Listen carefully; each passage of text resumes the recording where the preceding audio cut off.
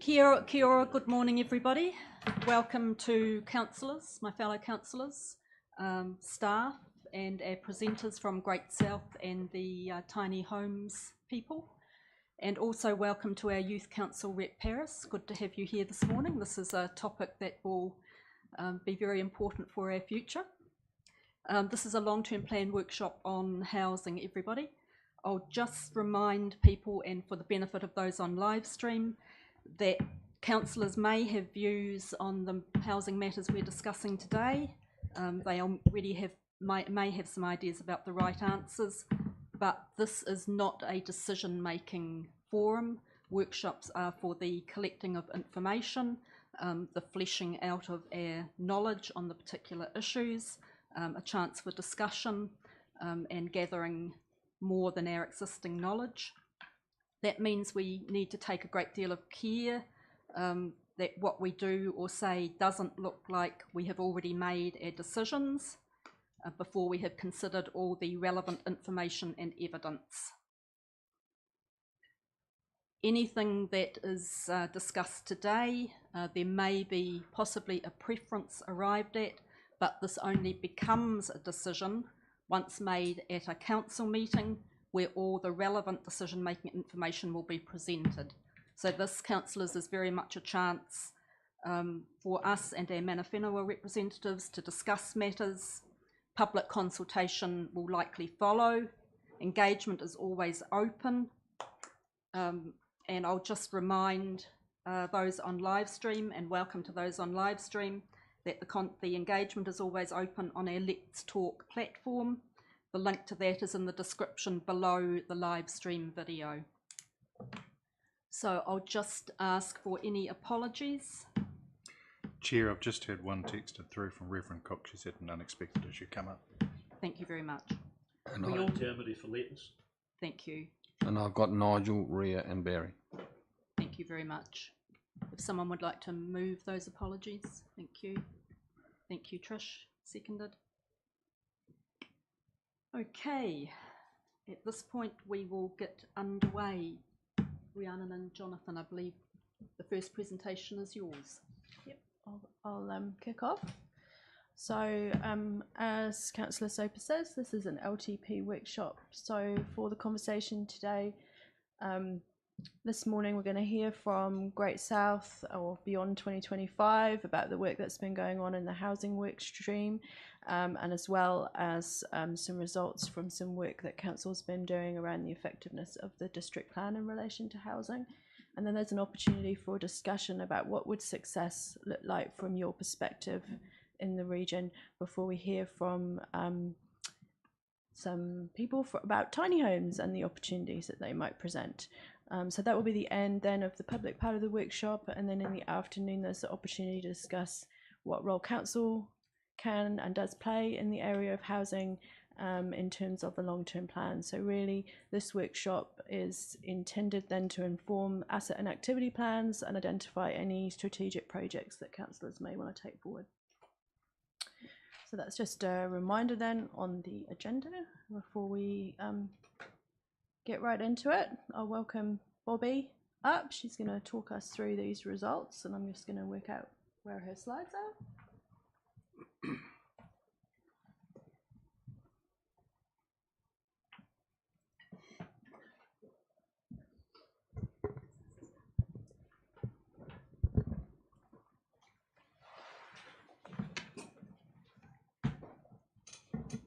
Okay, tēnā koutou katoa, ko Bobby Brown tōku noa, no Maruawai, no Marahukua Hou. Look, Bobby Brown, born and bred in Gore, Southland.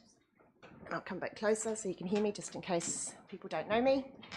So look, my role here is that I'm the project lead for a project called Beyond 2025 Southland. So what I'd like to do is just run through the housing part of that, and we're due back on the 11th of May to go through the whole project. Okay, so probably you need to strap in because there's quite a bit of information coming up here, which reflects how complex but how important this issue is. So we've really tried to get lots of different perspectives, and that's why you're going to be hearing about housing from lots of different contexts. So we're going to look back in terms of understanding what research has happened and a couple of key pieces of work. We're going to try and understand now in terms of the impact on different parts of our community and from different perspectives. And then we'll look forward in terms of trying to understand what the future demand picture looks like and what are the things that are going to influence that. Okay, so just in case you're not sure what Beyond 2025 Southland is, it's the long-term lens over the Just Transitions work streams, and we've called it Beyond 2025 Southland. And it's also the refresh of the Regional Development Strategy swords. Okay, so two different things that end up in one document. So it's called Beyond 2025 Southland, Hiara Whakanua, Hiara Hoa Murihiku, which talks about moving forward in terms of new pathways for the region. Where we're at, we have 22 research inputs almost complete, and the plan write-up is underway. And obviously we're still doing quite a lot of consultation with lots of people.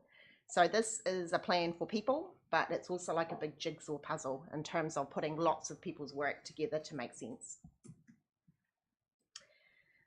Let me know if I'm going too fast through this, but I've got quite a few slides. Okay, so in terms of where we're at with the project, we are here in April. So we're working through the councils, iwi and others, just socialising concepts, leading up to a workshop with you guys on the 11th of May, where we'll present you with some of the key findings and get your feedback. And then on the 17th of May, the draft plan goes to the designers. So we're working towards a launch date of 28th of June. So this date fits in with central government elections coming up because, of course, this report being part of Just Transitions, it's managed by MB. So we've just sort of got that time frame to work within. So she's pretty tight. So in terms of what and how we've been trying to develop the plan, we've been following a process. So think of this as a way to make sure that the people who are involved in certain parts are. So lots of different pillars, thinking of looking forward in terms of environment and climate change and diversification of the economy, but also acknowledging that right now there's a whole lot of challenges for our business sector. And remember, we've got 14,500 businesses, 3,300 farms. And of course, the one I'm going to talk about today is housing. The resources and infrastructure pillar is really important because it talks about making sure that our foundations are there to enable us to develop or to be what we want to be. So if we don't have that strong foundation, we'll struggle. So housing, transport, digital and energy are key things.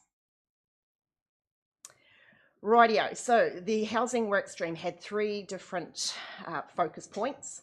It was to look at insights and data to inform evidence-based decision making. It was to ensure there was a coordinated regional approach and innovative thinking, and it was to look at quality of housing. So we worked this out from understanding what lots of other people were already doing and trying to find where there were gaps. Okay, so into it now in terms of, there's 2 or 3 slides per piece of research, and I'll just whip through pretty quickly. So in terms of the desktop review, that was undertaken at the very beginning of the process, and that had a purpose to just review what had been done to make sure we didn't duplicate, but to see what we could build on. So 21 documents were reviewed, and we talked to a few key groups such as the Southland Warms Home Trust, the Community Housing Group and Stewart Island Senior Housing. So what they found was that there are significant constraints to both home ownership and rentals across the district, and in terms of affordability, availability and quality. There's a lack of housing diversity in terms of typology of housing based on residents' desire, and council planning rules are adding to the challenges of increasing housing supply, as well as lack of builders and subtrades to complete the work. So remember, this was done in the past, and just keep that in mind as we look at what we've found out recently. So in terms of what some of the key findings, there's opportunity across the region for housing, renewal, intensification and purpose-built, particularly for the ageing population. The other thing to note is that these reports cannot be compared easily because they were all made for different purposes, so it's not apples with apples. So you've just got to take them for what they are. So in terms of the gaps, the research showed that we didn't understand all of the demand. We didn't know a lot about our housing stock in terms of age and quality. We didn't understand seasonal employment and the impact on housing. There were issues around social emergency housing back then, which is still the case today, but we needed more details. And we didn't understand how future growth projections would impact housing. So that's what the desktop review showed back then. So we've addressed a lot of that with the work we've recently done. Okay, so number 2 was a key piece of work that was undertaken through Great South called the Southland Housing Analysis Report. So it wanted to take housing to the next step to try and understand what the challenges were. And the key thing here is that the insights do line up with a lot of the other work. So we're all talking the same here. So in terms of peer-to-peer accommodation, with COVID, we had a bit of relief there. Workforce planning is going to be really important to understand how to meet large industry needs. And there's a flow-on impact, which we've definitely seen based on seasonal employment as well. The third point is around growing population of elderly who are looking for smaller, warmer homes. Definitely a key thing that came up across lots of pieces of work. We'll talk about that mismatch in housing soon. And an increase in rental and house purchase prices, demand for social housing. The last point, which is quite interesting for our region because of our large geographic scale, was that we've got increasing numbers of commuters, and both ways, coming into main centres but also travelling out and around for work. And you could argue why that's happening, but it's probably around availability of housing, work opportunities, etc. Okay, so that report also said that at that point we were 1,659 houses short to effectively house the population, and that was based on a population of 104,400. So what's happened since then is that demand has been less than expected. So we had that thing called COVID. So the population growth was subdued. The other thing that's happened is that building of houses has been faster than was anticipated. However, I'm going to show you soon that current feedback from people, real estate agents and businesses all indicate that there's a shortage of quality housing to meet demand. Okay, the third bit is around the housing strategy, which was undertaken by the Southland Community Housing Group and ICC. That focused on looking at vulnerable people in the Southland region, and it's a critical, important piece of work. So the issues that were identified at that time were around insufficient social housing to cater for demand, particularly pressure in Invercargill. The second thing was around lack of apartment-style living in the central city for international students, obviously a different time now. And the third issue was around tension between improving quality of housing without negatively affecting housing affordability. The final point that they identified was long average waiting times for vulnerable people seeking housing. Okay, so now moving into the work that we've completed in the last 6 to 8 months. So there's 6 pieces of work here, and I'll just whip through the same as before, 3 or 4 slides per piece of work. Okay, the first step that we undertook was to talk with all of our mana whenua and other iwi organisations, and that's just a snapshot of who.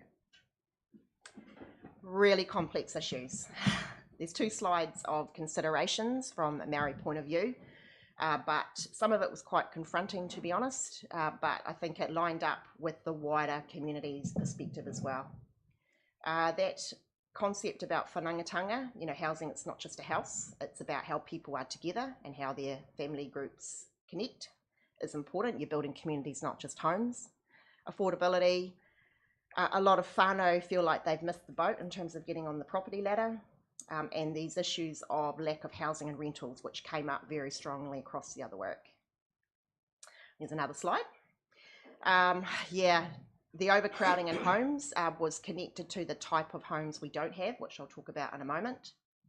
And I think a lot of the other things here will come up. Really positive around the future though, in terms of trying to find innovative ways and solutions. I really enjoyed those conversations, and I think this will be the focus of what we look forward. In terms of Ngāhuiwha and Pacifica communities, similar thoughts there. And we'll talk about the typology, we'll talk about the quality of housing coming up, and we'll just talk about some of those impacts of seasonal workforce, which are having a significant issue on housing. Okay, the second report that was undertaken was from Kainga Ora, and that was in regards to looking at the Maori population of Mirihiku. 17% of our population is Maori, 2/3 live within the Invercargill city area, with Bluff having the highest population. There's been a decrease in the population across the pandemic by 5.1%. So there were some interesting statistics that came through from this review. 46% of Maori in that 30 to 34 age group own their own home, and the highest group of people that own their own home were in the 65 to 79-year-old. So lower ownership rates across rural regions and inner city areas of Invercargill as well, which will connect through to the rental conversation. In terms of renting affordability and housing stability, there were quite a few statistics in here. So 1/3 of whānau are likely spending well above 1/3 of their income on rent, which was higher than the wider population. And nearly 40% of whānau lived in rented homes. In terms of needs across social housing, so this will come through in a moment. We talk about social housing, but between 2016 and 2020, the housing waitlist doubled. And it's currently, as of 2021, 75% greater than it was in 2016. The other issue here, it's about the type of housing that's required. So 1/3 of all applicants indicated they need 3 or more rooms. So just because you've got houses doesn't mean that it fits the needs of people. Just a little note here around the data and statistics, which is definitely going to be something that comes out of Beyond 25, because the data, statistics, insights is light across all aspects of how we make decision making. But a lot of people don't register on the housing register, so there are areas that we know anecdotally that there's issues, but they're not coming through in the statistics. And that's important because that's how things are funded, through data and statistics. The last slide to do with this piece of work is around housing quality. So 1 in 4 respondents said that they lived in a damp dwelling, and the survey was undertaken in summer, early autumn, so there was a thought that this would be higher if you did it in winter. And damp and mouldy homes contribute to a lot of serious illnesses and hospitalisations of children. Okay, so the third piece of work that was undertaken out of 6 was around, we talked to the stakeholders. So 2 workshops were undertaken, and Councillor Campbell attended, as well as Councillor over there. So we really appreciated your participation in that. So look, they used a system called investment logic mapping, and that was undertaken by Rationale, our main consultants who did a lot of this work. And there were 2, like I said. So 1 workshop was based on social, transitional and emergency housing, and 1 was talking to local developers, building firms, real estate agents and staff. So 2 quite different focus points. So from those workshops, there were 4 common statements that crossed over all people. So the first one was around planning rules, sector capacity and cost of redevelopment are hampering the construction of new homes, and in particular smaller homes. So they used examples of things like the NPS for highly productive land will probably limit development. We've got things like different planning rules with district planning across the councils. I won't go into too much detail because I'm sure Rhiannon and Jonathan will do that. Again, just around the different rules and intensified housing, etc. The second problem statement was around a lack of availability of fit-for-purpose rentals and social housing, and that's displacing whānau and local people, creating barriers for businesses to grow. So they used some examples here around the social housing waitlist.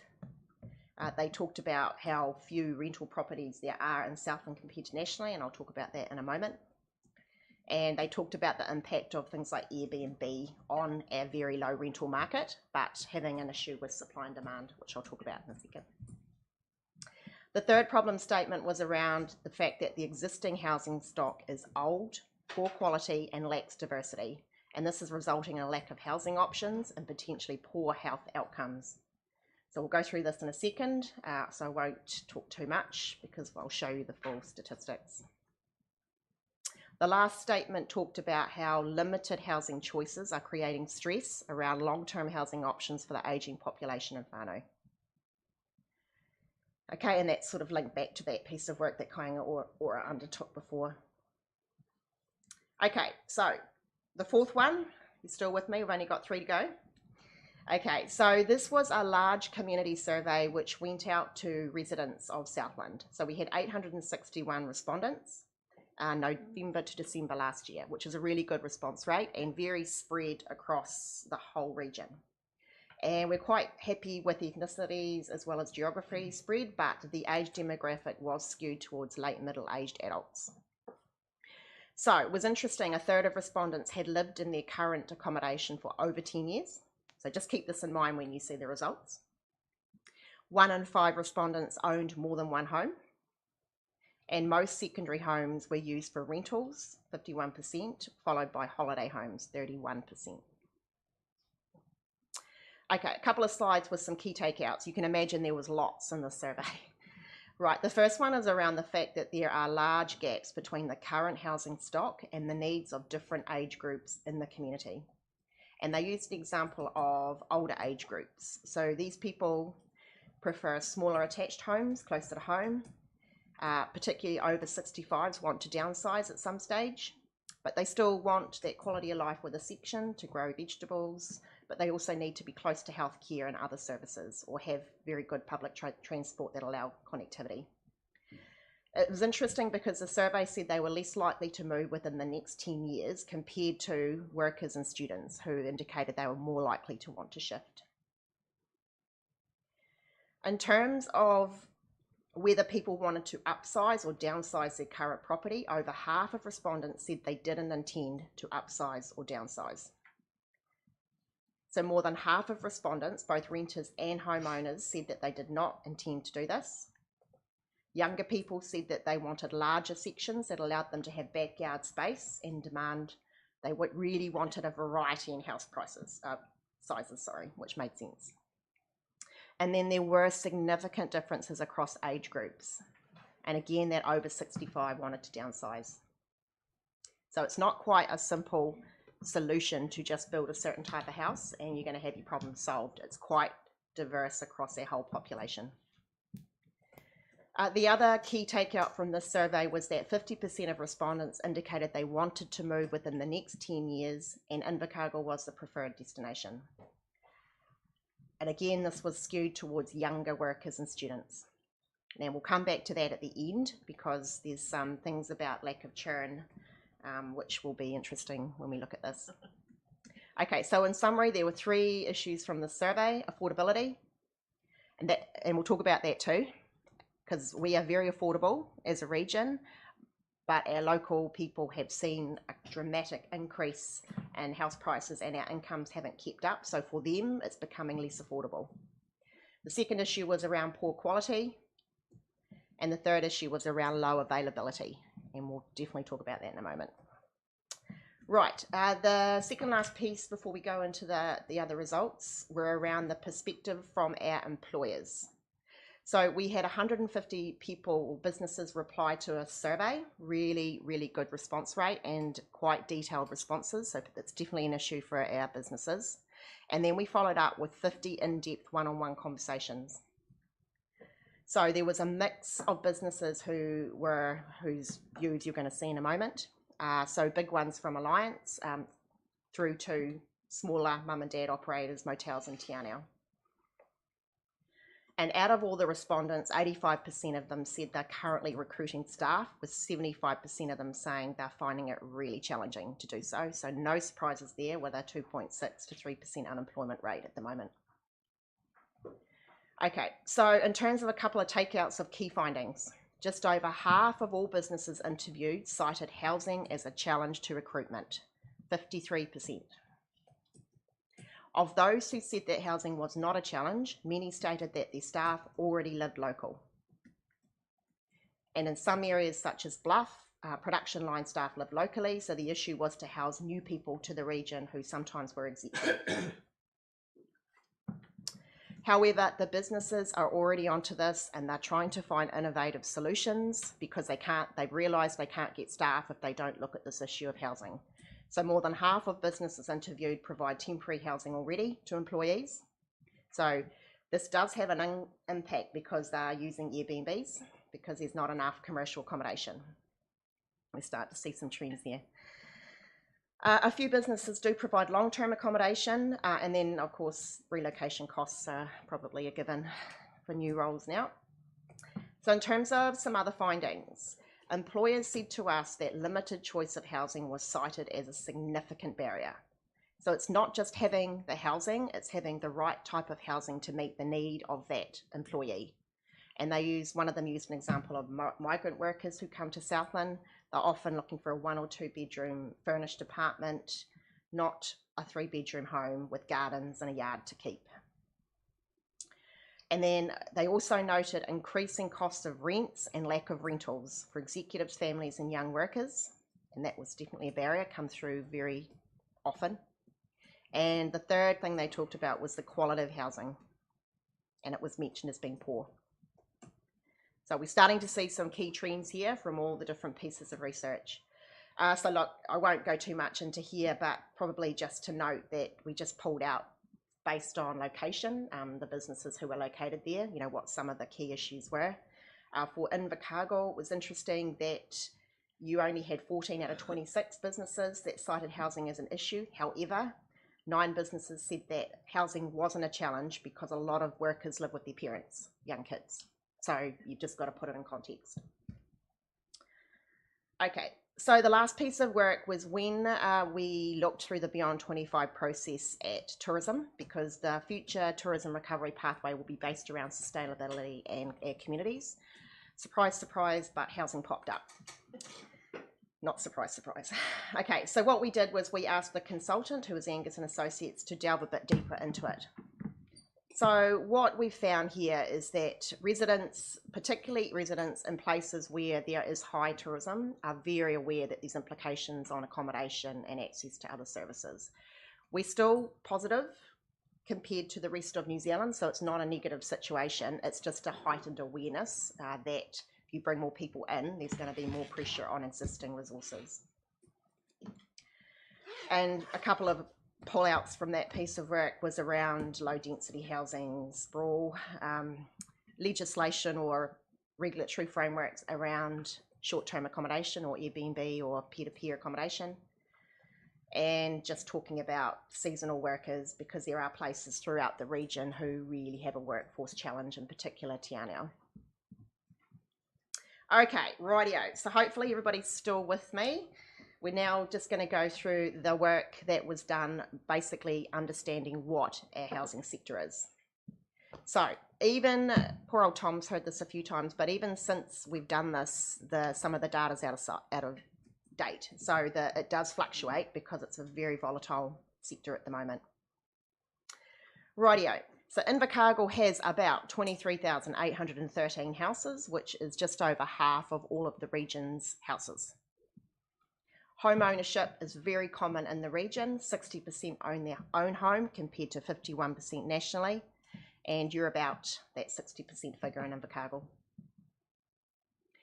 In Southland, there's not much variety with houses compared to elsewhere. So how do we know that? The housing stock is dominated by medium-sized 3-bedroom homes, which make up 53% of all of our housing stock. And this is compared to 43% nationally.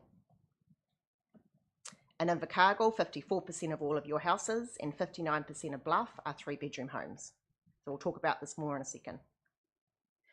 Then there's just a little bit there about housing density, but there has been an increasing trend for larger houses and sections, which backs up some of the other feedback. So in terms of Invercargill and Southland, we have older stock compared to the rest of New Zealand. In Southland, 72% of our dwellings were built prior to 1980, and that's compared to 47% nationally and 37% in Central Otago. In terms of house price, again, these figures are already out of date because we've seen them come back a bit. But we are extremely affordable in Southland. You can still get on the property ladder and own your own home. And at the time of this work, we were 54% below the New Zealand average of purchasing a house. However, those house prices are going up and there's been a big jump in recent times. But this is still slower than the rest of New Zealand. So we've just got to understand where we fit in a national context. And the average household size has remained pretty constant over time, so around 2.6 people. And so that basically says that our demographic and societal change has stayed pretty constant for the last 15 years, but that is projected to change, which we'll talk about soon. I'm saying that a lot, aren't I? Okay, the other factors around that there's lower growth in new dwellings in Southland than the rest of New Zealand. So we've had growth, so 1.1%, but that doesn't meet the 1.5% which New Zealand's had. In terms of consents, we account for 0.9% of all residential consents in the country. It doesn't look like much, but it is considerable. And in Invercargill City, all of the councils have seen a lot more traffic or growth in processing consents in the past year. So if you look at that figure down the left-hand side there, Invercargill City looked at 277 consents, when normally you would have processed 100 to 200. And that's consistent across the councils. So that's representing that growth and that we've seen recently. Okay, in terms of home ownership, it is becoming less achievable for Southlanders here. So there's ways that you can look at comparing average house prices over average yearly household income, and we're still very below the national average, so much lower here, so it's affordable. However, we've had lower household incomes than the rest of New Zealand. So what this means is that we've had a sharp increase in house prices.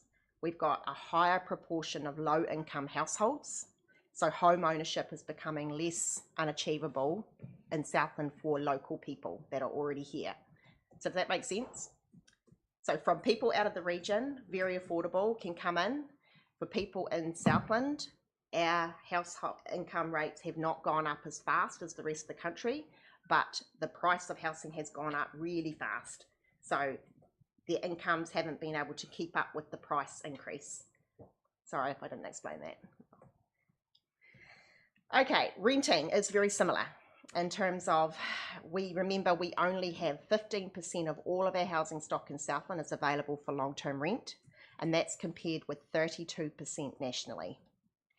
So that gap has remained constant for about 10 years, and in Invercargill, 17% of your housing stock is for long-term rent. Southland District Council, the figure is 8%, so they have significant issues, and a lot of that's related in their tourism areas. It is definitely cheaper to rent in Southland than the rest of New Zealand, so the average rent is around that $340 per week, which is about a third below the average New Zealand price. However, we have seen an acceleration in rent growth.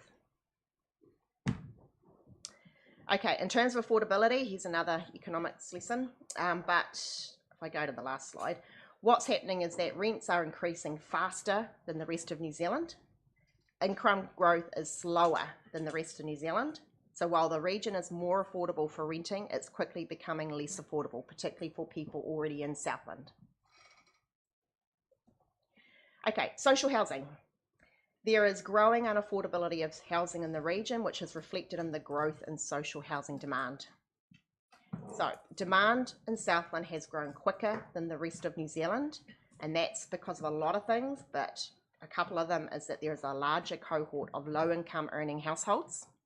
You've got limited rental supplies, remember those low numbers of rentals, and that is meaning there's deteriorating housing affordability.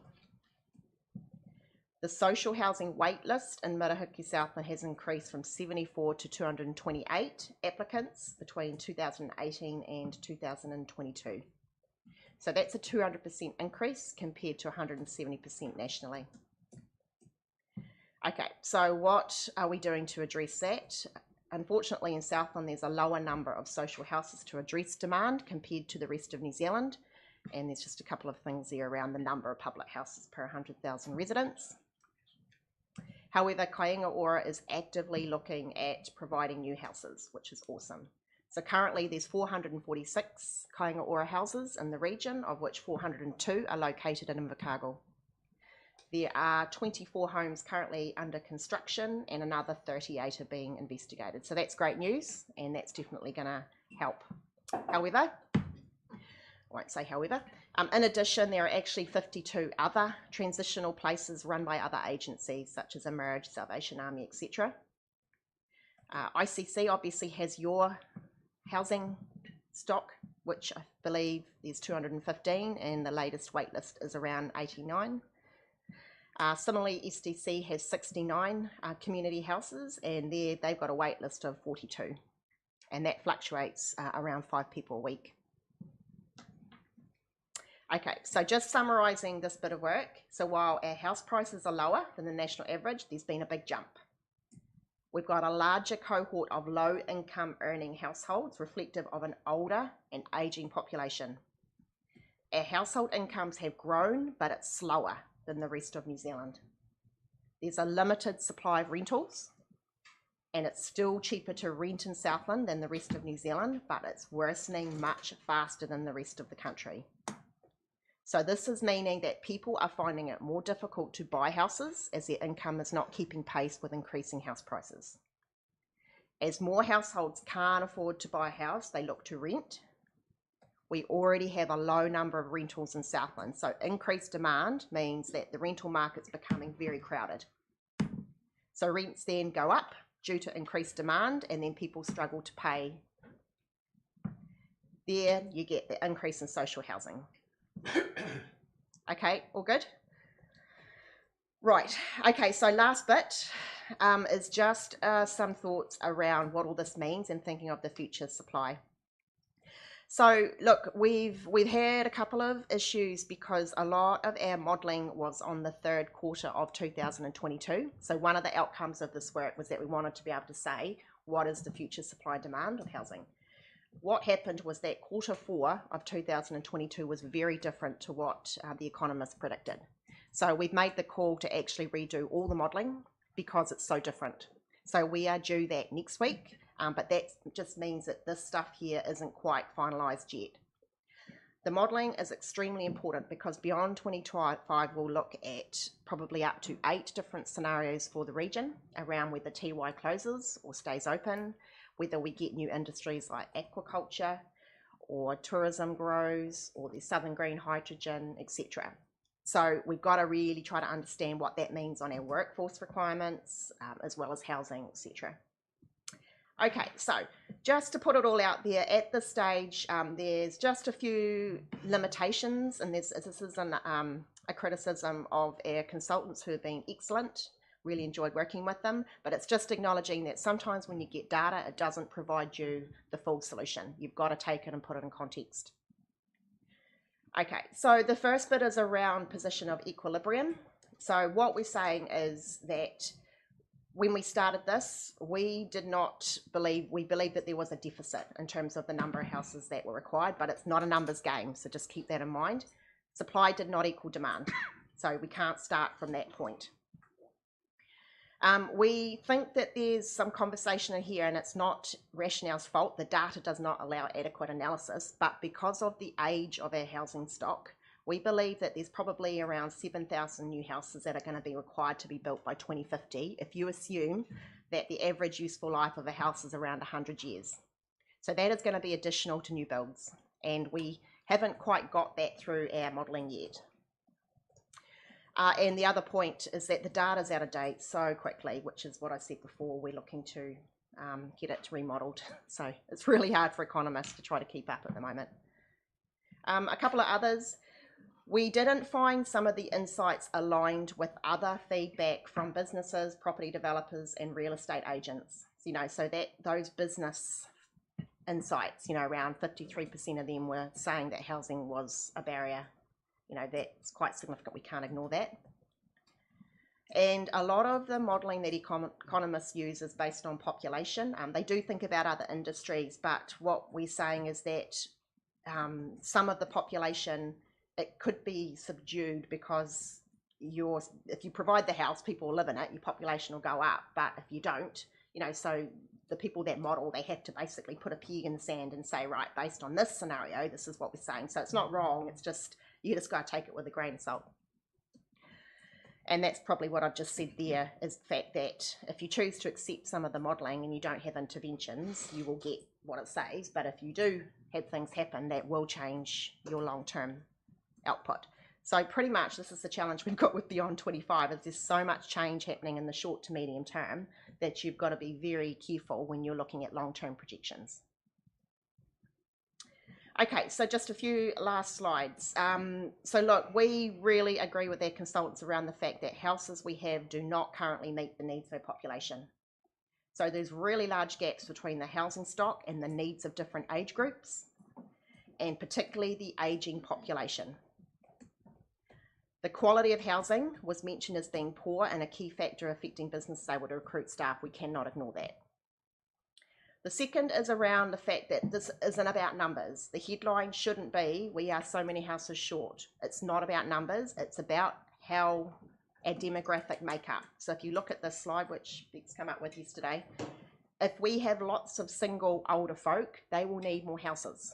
We don't have a lot of houses that they need now, but if you have lots of families, they need less houses. So it's about how we are as a community and our demographic makeup that's really important. We are going to have more older people in the future. Any scenario is showing that. Southland already has a higher ageing population than other parts of the country, and all the projections will show that. It's part of the structural ageing. Our occupancy levels are predicted to drop. Remember I talked about before, from 2.6 to 2.1, so that means you're going to have less people that are going to probably need more houses. And our current houses, again, don't meet our current needs, so how are we going to meet future populations' needs? Constraints around supply are still there. So we have proof that we're not in this position of equilibrium based on feedback. We've got this conversation around it's across our sector. So it's executive housing, it's housing for social community emergency, it's housing for our workers. So it's not quite so simple to go build some houses here and we're fixed. There's a lack of churn. So what we mean by this is that, excuse the language, but people are stuck in houses because there's not a choice of the type of house they want to go to. So let's say my mother lives in Gore, she's in the 3-bedroom family home. She can't find a suitable 1 or 2 bedroom house that's warm, close to town with her friends. So she's stuck in that family home that could be freed up for families, but it's not. The second point here is that because we've got that extremely affordable housing, what it means is that when you sell up or when you go to shift, you might not have as much equity from selling your house that will allow you to go to other parts of the country which have higher house prices. So that just means you could be constrained by where you've got a choice to live. That makes sense. The other point here is that we don't know much about the quality of our homes, but we can assume from being older, so remember 72% were built before 1980, and we won't say that the climate's bad because it's awesome, but we are a colder climate, that you've got to say that there's a concern there. And I think those statistics for Kaingaora around Maori were quite confronting, around 20% of Maori living in Māori homes. And we just think that that needs to be very carefully modelled and considered as we look forward. Environment Southland are looking to do some of this work linked to air quality under their district planning. And so we'll ensure that that's aligned with this. Okay, we think that there could be more pressure on the rental sector as more rentals become short stay accommodation. So this may not be in Invercargill. So at the moment, the number of Airbnbs or what we call short-term accommodation is around 4% for Southland. Okay, like I said before, it's higher, 15% in Te Anau or Southland District. And for you guys in Gore, it's only about 1%. Okay, but remember you've got more houses, so you're not out of trouble. But what's happening is that tourism has recovered very quickly and positively. So there's definitely demand there because we still have a lack of commercial accommodation throughout the region in terms of hotels. So you'll know when we have a couple of really good conferences in town, we get pretty booked out quickly in Invercargill. That was a problem we had 5 years ago when we did the first tourism plan. That is still a challenge, but it's definitely been mitigated with the Langlands and Distinction coming on the market. That's making a huge difference. Okay, so we do have things like Healthy Homes compliance coming in. We've had feedback that how do I say this politely? I'm not saying that this is happening, but some people could look at this, that you aren't, under the Residential Tenancy Act, Airbnbs aren't included, so they wouldn't have to comply with the Healthy Homes legislation and requirements. So some people might look at that and go, right, there's demand for my property, I can put it on Airbnb, I don't have to comply, and it might not be that I don't want to, it could be the fact they can't get a builder.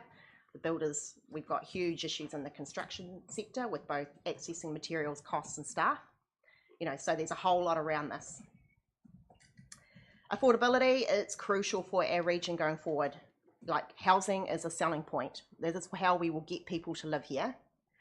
So we've got to still look at that. However, we've just got to acknowledge that for local people, it's not quite as affordable because, again, of that lower income growth. And the last slide is around planning and regulation, and there's already a lot of conversation between the councils and others around the role of that to enable whatever decisions are made. But again, it's quite complex because there's a lot coming at us at once across lots of different parts of our sector. Okay, so that is it. Thank you for staying awake. Hopefully that has been informative. But I guess my key takeout is just for you to see that it's complex. That is why we have gone across and talked to lots of different areas, because it's not one easy solution and it's changing quite a lot. Okay. Thank you very much, Bobby. Okay, councillors, this is your chance to ask Bobby questions and for us to have a talk about housing needs. So, Tom, I see your hand indicated first, and then Mayor Clark, and then Councillor Ludlow. Thank you. Well, first, I mean, I think it's absolutely fantastic that we've got this data, refreshing actually, to be able to make decisions based on, up to date, or relatively up to date data. So I think it's a great piece of work, Bobby. I think I've got a comment and there's a question at the end, I promise. Thank you. I mean, it seemed to me, and you've heard me make this comment before, Bobby, that the population of Invercargill reached a peak in the mid-1980s, and it declined after that, and it's gone up again, but it's still not quite reached the peak it was at. I think in 1984, I think was the peak number. Now there's been any number of subdivisions since then. I don't know that there's been that much demolition since then. So it does seem to me, and I think your data probably bears it out, that this is less about a shortage of houses, as the wrong type of house and the wrong quality of house. And therefore, if we perhaps saw this as, something where it is not going to be solved by more subdivisions and building more $1 million houses, that is not going to solve this problem, it seems to me. So that was the comment. The question, you talked about needing an additional 7,000 houses because of the need to replace the ageing stock. But then you talked about the fact that we're predicting the occupancy rate will fall. And a quick arithmetic suggests that's another 5,000. So my question is whether the 7,000 includes occupancy rate. You're nodding it does. No, it doesn't. It doesn't. So if those numbers are right, you would need 12,000, not 7,000 in that sort of time frame. And to me, it's, the question for us is, how do we make those the right kind of houses? Not $1 million, 3-bedroom or even 4-bedroom houses, but much smaller, maybe infill type housing rather than, I mean, you're nodding, so would you agree with that? Yeah, so what I'd say, Tom, is can we just sort of wait till next week to get the remodel figures? Because what I said there was that we've just gone back with quite robust questions of our consultants to actually ask those questions. And so the next time we talk, we will have clear assumptions. That figure includes that. And at the moment, we can't do that. So it's not 12,000. We don't know yet. But I know the thinking you're going along is exactly where we went. Thank you. Okay, Mayor Clark. Yeah, just some observations, Bobby. I guess it's a great report, but it gets dated very quickly with the movement we've got at the moment. So being a person with one of those second homes that you refer to, I can tell you that the house prices are dropping in Invercargill, certainly over the last 3 to 6 months. Some have plateaued, but there's quite a significant drop. And so that then begs the questions, if the incomes of the household incomes are not dropping, surely that you'd think that would make for greater affordability. That's one issue. The other issue is that having lived in Auckland and now living here, there's a different, it's hard to compare the family incomes. In Auckland, some of the families that are there will do more than one job. Every member of the family contributes to the overall cost of the mortgage, where here we seem to be stuck in, I guess, from 20 or 30 years ago, where it was so affordable here that you just work 40 hours a week and that's all you need to do, where in fact, I guess, with the level of job vacancies you've got, it does beg the question is, one, why aren't some families, to enhance their affordability, or get a better house doing more than one job? Now, some would argue you shouldn't have to. And why is our unemployment rate, especially the youth unemployment rate, as high as it is? So I've extracted some figures out of MSD recently, and in the 18 to 24-year-olds, there's about 900 people unemployed in Southland. Now, I'm not sure that includes those that are on the job readiness benefit, which might be another cluster again. And about 30% of that figure are Maori. So when we look at some of the stats up there around the well-being of Maori families in some of those damp homes, it's a bit of an indictment that a third of our youth unemployment rate is Maori, and yet we've got so many job vacancies. So I guess that's some other factors that kick in that we don't necessarily have the answers to, because it's quite a complex sort of, I mean, it's easy to look at housing as just housing, but without looking at the other socio-economic environment that sits around them. So I guess that's my issue. The other issue that hasn't come in, which might come in when your report come out, is the escalating mortgage rates that have gone from whatever it was, 2 point something to about 6 point something in the last 6 months. And so while the houses may not have gone up or be dropping, the ability to pay the mortgage is a huge issue, which probably wasn't there before. Just those observations. But thanks for the report anyway. So have you got a question for Bobby? Or No, just a reflection on some of those stats. I know how complex it is trying to put together an overall picture. Thank you. Councillor Ludlow. Similarly, not a question, but an observation, I guess, that's backed up by the report. One of the changes over the past 10 years is we have a lot of residents who have that second home, and the second homes have transitioned from being rentals to Airbnb, which is something that councils in partnership with central government would be able to address. The report pointed out that the Airbnbs aren't subject to the same healthy homes regulations, and that's where central government could step in and change that. It's also providing, I guess, a better return for the property owners, in that if you rent it out for 2 nights, it's pretty much the same, if not greater, than what you get for a week's rent. But these businesses are still not being charged commercial rates, and council hasn't addressed how we look at Airbnb, because it started off as somebody who might be heading off overseas for 2 months, but now there are homes that are permanently up there, and really they are operating as an investment business and should be charged commercial rates. And that way, I mean, those homeowners get some tax benefits anyway, and they're getting all the benefits without behaving like a business. So that's a fix that we can look at. Thank you, Darren. Pania. Mine's more of an observation, and we know that the Māori health statistics are really not good, especially around respiratory events and deaths. But I think you'll probably find that 20% of Māori living in quality homes is pretty low in comparison to what the reality is within our Southern area. I think the thing I also took from that is you hit the nail on the head when you actually talked about low income earning, because the reality is people that have lived here, born here, can't actually afford to expand or look at new housing or quality housing in any way or form. And that's why we probably have an influx of people that come into this region and purchase up, buy up most of their housing.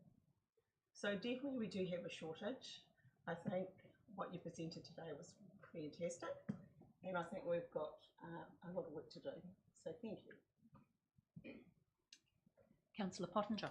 Thank you, Chair. Look, I actually do have some questions, just to break the trend. First question is, sorry I arrived 10 minutes late, but I'm looking at the May 2017 Southland Community Housing Strategy. What relationship does this new one have with regards to that? Did I miss something? Or? Yeah, yes, you did. So we used that. That was one of three pieces of work that were reflected on looking backwards before we started looking forward. No, that's good. Yep. So it sets out some timelines in that strategy. We're now 2023, and I don't. How far have we moved? In terms of reporting, Yeah, against that report. and the advice given. I'm just wondering, have we? Yeah, I could maybe show you a bit more information. I put a couple of summary slides up No, today. it was just really looking at. It doesn't seem that we've moved much in 6 years. Okay, so my question is, we've got this new, what we're talking about today. What are we going to be like when the council is sitting here in 2028, 29? Are we going to have another report with statistics, or are we going to see some new houses? I don't know. It's just a question because obviously we've already had a go at this, and the data looks fantastic in this report. Yet I don't see any houses. Anyway, that's by and by. The other thing is that looking at the Local Government Act, it refers to councils, territorial authorities having social policies. Now, I've searched everywhere in our policies, whatever strategies, we don't seem to have a social policy. Dunedin has a social housing strategy. Christchurch has a specific trust involved with theirs. Now, I guess this is not a question for Bobby, but I guess it's a question to any council officer who can answer why we don't, or where is our social strategy that would incorporate social housing? Because everyone else seems to have one. Where is ours that you can go to, and it outlines the strategic viewpoint that the writers of this report back in 2017 would have plugged into? Because obviously if we want to do something, we just can't do it on a wing and a prayer. We've got to, under the Act, put it back onto some sort of strategy or policy we have. So is anyone here can answer that? Where our policy is? It's probably something that Rhiannon and Jonathan might want to comment on, but your comment on Christchurch, can I just say Christchurch was the one council who saw setting up their trust as an option for accessing income-related Yeah, there's obviously rent other subsidies. yeah. Yeah. So, but just say Dunedin's got a strategy. So, just wondering, are you able to answer that, Rhiannon? Yes, so that's partly what the workshop this afternoon is about. You might recall at the time of the last long-term plan that it was agreed that as part of this long-term plan, such a strategy and policy would be developed. So that is part of the process that we're Wouldn't going have that through. been triggered back in May 2017? That's the process that we're in and we've agreed to. Oh. It just scares me when you're looking back and nothing seems to be happening. And a policy is one of those things that we can refer back to. Yeah, I'm just totally baffled by the lack of anything happening. I just want to make a comment, because if you look at the social determinants of health, which is housing. Pania, can you pull your mic forward, sorry. thanks? Just a reminder to everybody to pull their mics forward. So are we finished answering why we don't have a policy? I think we are still in the conversation, but I'll let Pania and Mayor Clark, who have both indicated they've got a comment, say something. So they're going to answer the question. And then I'll ask Jonathan if he's got anything further to add. And Erin. Okay, first I don't know why we don't have a policy. That's the question. Yes. So, but what I do want to say is that if you look at the social determinants of health, which have been around for decades, you'll see that housing is always at the top, in the forefront of our statistics. And yeah, so I'm really sort of like excited that we're actually discussing this today, because I would agree that we do need a social policy or plan around this. Mayor Clark, did you want to comment on that particular point? Yeah, a couple of points really. Just to go back to what Darren was saying about the Airbnb stuff, we should signal with government it's not a level playing field. I can tell you from my experience that I probably had to put in about 15,000 to convert the house I bought, second house, to make it rental compliant. If I'd gone to Airbnb, I wouldn't have had to put anything in, and I probably would have doubled my income. So that was a good point that he raised. On the issue of the having a policy, I mean, I know we probably don't have a policy, but we need to have one. And the policy is not necessarily what we're going to do directly, but it's what we're going to enable to happen. So for argument's sake, it would be my view that we wouldn't step into the social services area that Kāinga Ora currently sits in. That's fraught with problems, but we could certainly do something around the aged care, which we already have an investment in, and expand that. But more importantly, what we haven't discussed today is how we bring new players into the housing field. So this is the private sector. We've got some colleagues down the end that are going to give some ideas about tiny houses, but there are other players that want to come into it. So our district planning is one of the key things that we will need to have around how we can free up land. Because I've already had 2 people in the last 2 weeks have come to me and said that they want to build into the aged care area, but they can't find land to build on. So that's a real challenge for us as council to free up some of that designation so that people can purchase land and get some of these issues resolved. So it's not just us doing it, but there's a much wider picture. But we have an enablement in just about all of them, if you think about it. They've all got to come to us for consents and freeing up land. Thank you, Mayor Clark. Before I ask Erin or Jonathan if they've got a comment, I'll just also point out in 2019, of course, the previous council did take a decision. That council saw a large part of its role as an enabler, as well as confirming the decision that we were intending to remain in and expand as we could our own elderly housing provision. Look, I just one other comment, if you Chair. Pani is right. Every mayor I talk to in the country is facing the same issue and has faced the same issue for the last 20 years. They've all got issues. It's a very complex field, probably one of the most complex fields to work in because there are big dollars involved. And so they're all struggling about either availability of housing, the affordability, or the ageing stock, which they need to somehow replace going forward. So it's not unique to us. It's really a nationwide problem. Yeah, I'll also point out that part of what we discussed in 2019 and wrote to the government about was council access to the income-related rent subsidy, which for our own elderly persons housing would make a great deal of difference. Of course, it's our GNZ policy that councils should be able to access that. That has not yet happened, but it may be part of our consideration again is to front that issue again.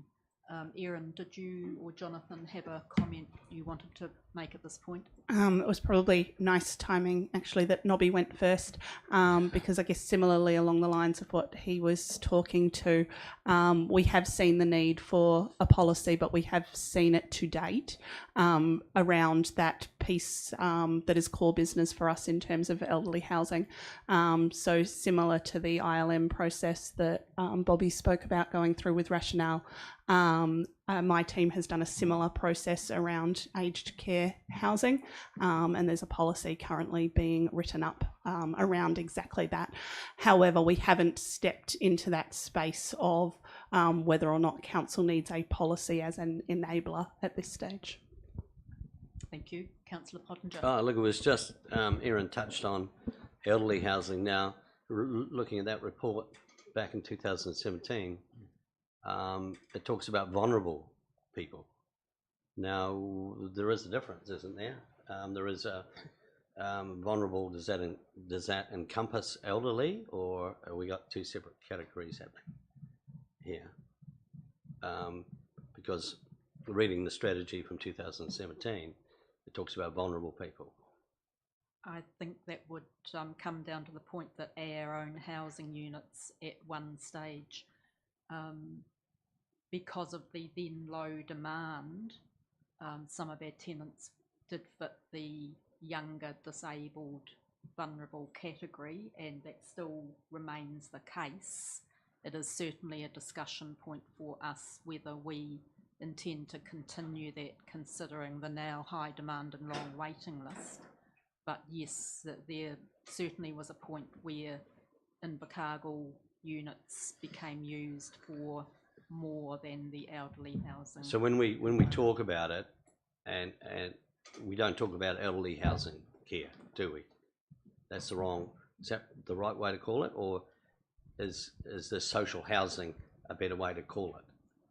It's probably part of the discussion for this afternoon. We need to. I mean, like this is where a policy in our would, current policy or units. something would actually clarify this, and everyone would be on the same page. Yeah, definitely the criteria is for new entrants is into elderly housing. Right. However, because we did have a lack of applicants at one stage and we didn't want those houses sitting empty, they were made available to other vulnerable members of the community. But there are still some of those tenants, and we haven't removed those as new elderly tenants apply. But no new. I've got a comment from Tom and from the Mayor.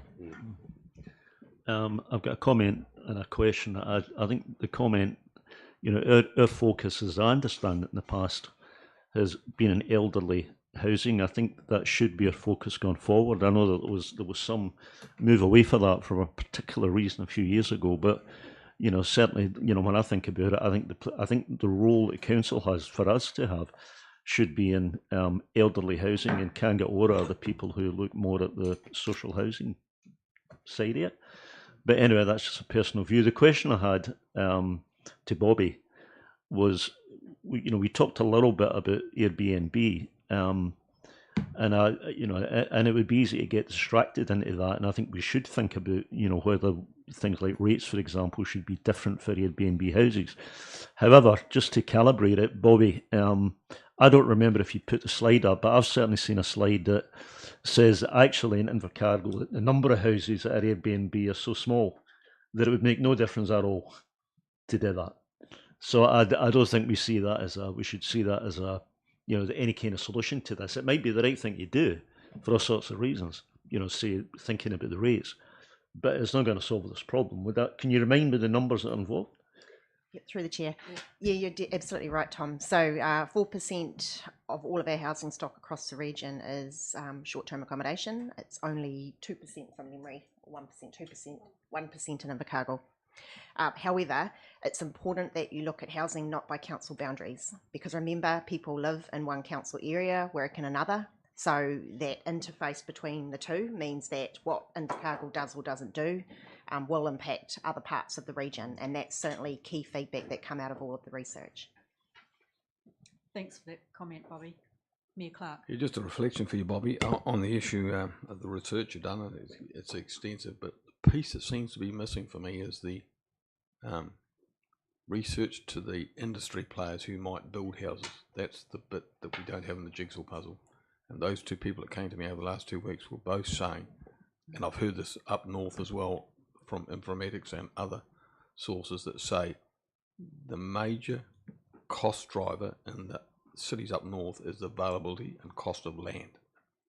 And so some of the big councils, Auckland in particular, but now Christchurch as well, are looking at, instead of every house having to have an eighth of an acre piece of land, which costs $300,000 or $400,000, that we might put 4 or 5 small houses onto that same section, which drops the cost and allows players to come in knowing that they can target another area, which is the first property owners, the ones that are just coming to our city, the migrants, or the people who've got changing circumstances that might want to get into a cheaper house and free up the family homes, which we've got a whole lot of.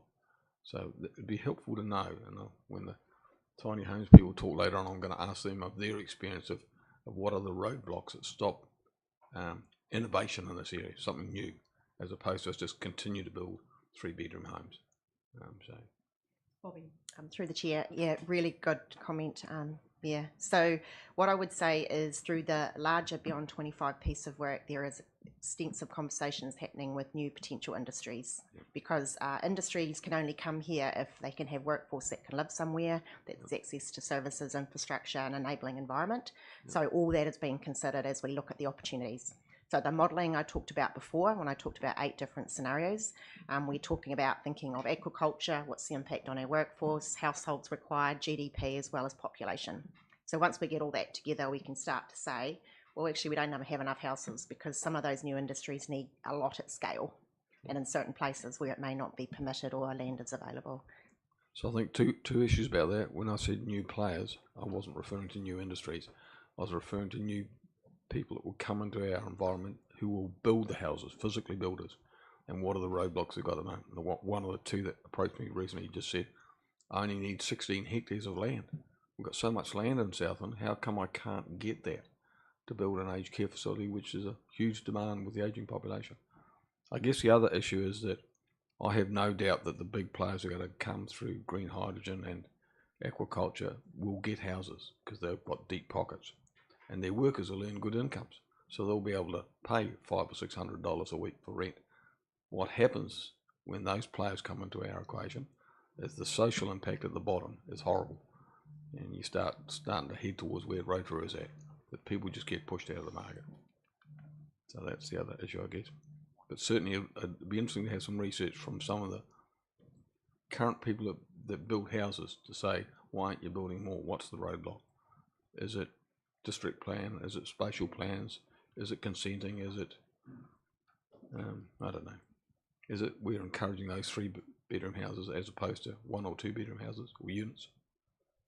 Yeah, through the chair, one final comment. Yeah, so we did talk to quite a range of, I think, Tom, you were in that, Hui, property developers and builders, and we did have some good insights, and it's all of what you've said there. Yep. It's quite a complex situation, from land availability through to different consenting rules across council areas, through to the fact that some of them are constricted with growth, not having workforce or costs of input costs, etc. So so we plan to continue that and go back to those people, because we, through the Beyond 2025 work, there will be, Jonathan sits on the group for ICC, and Tom's been significantly helpful.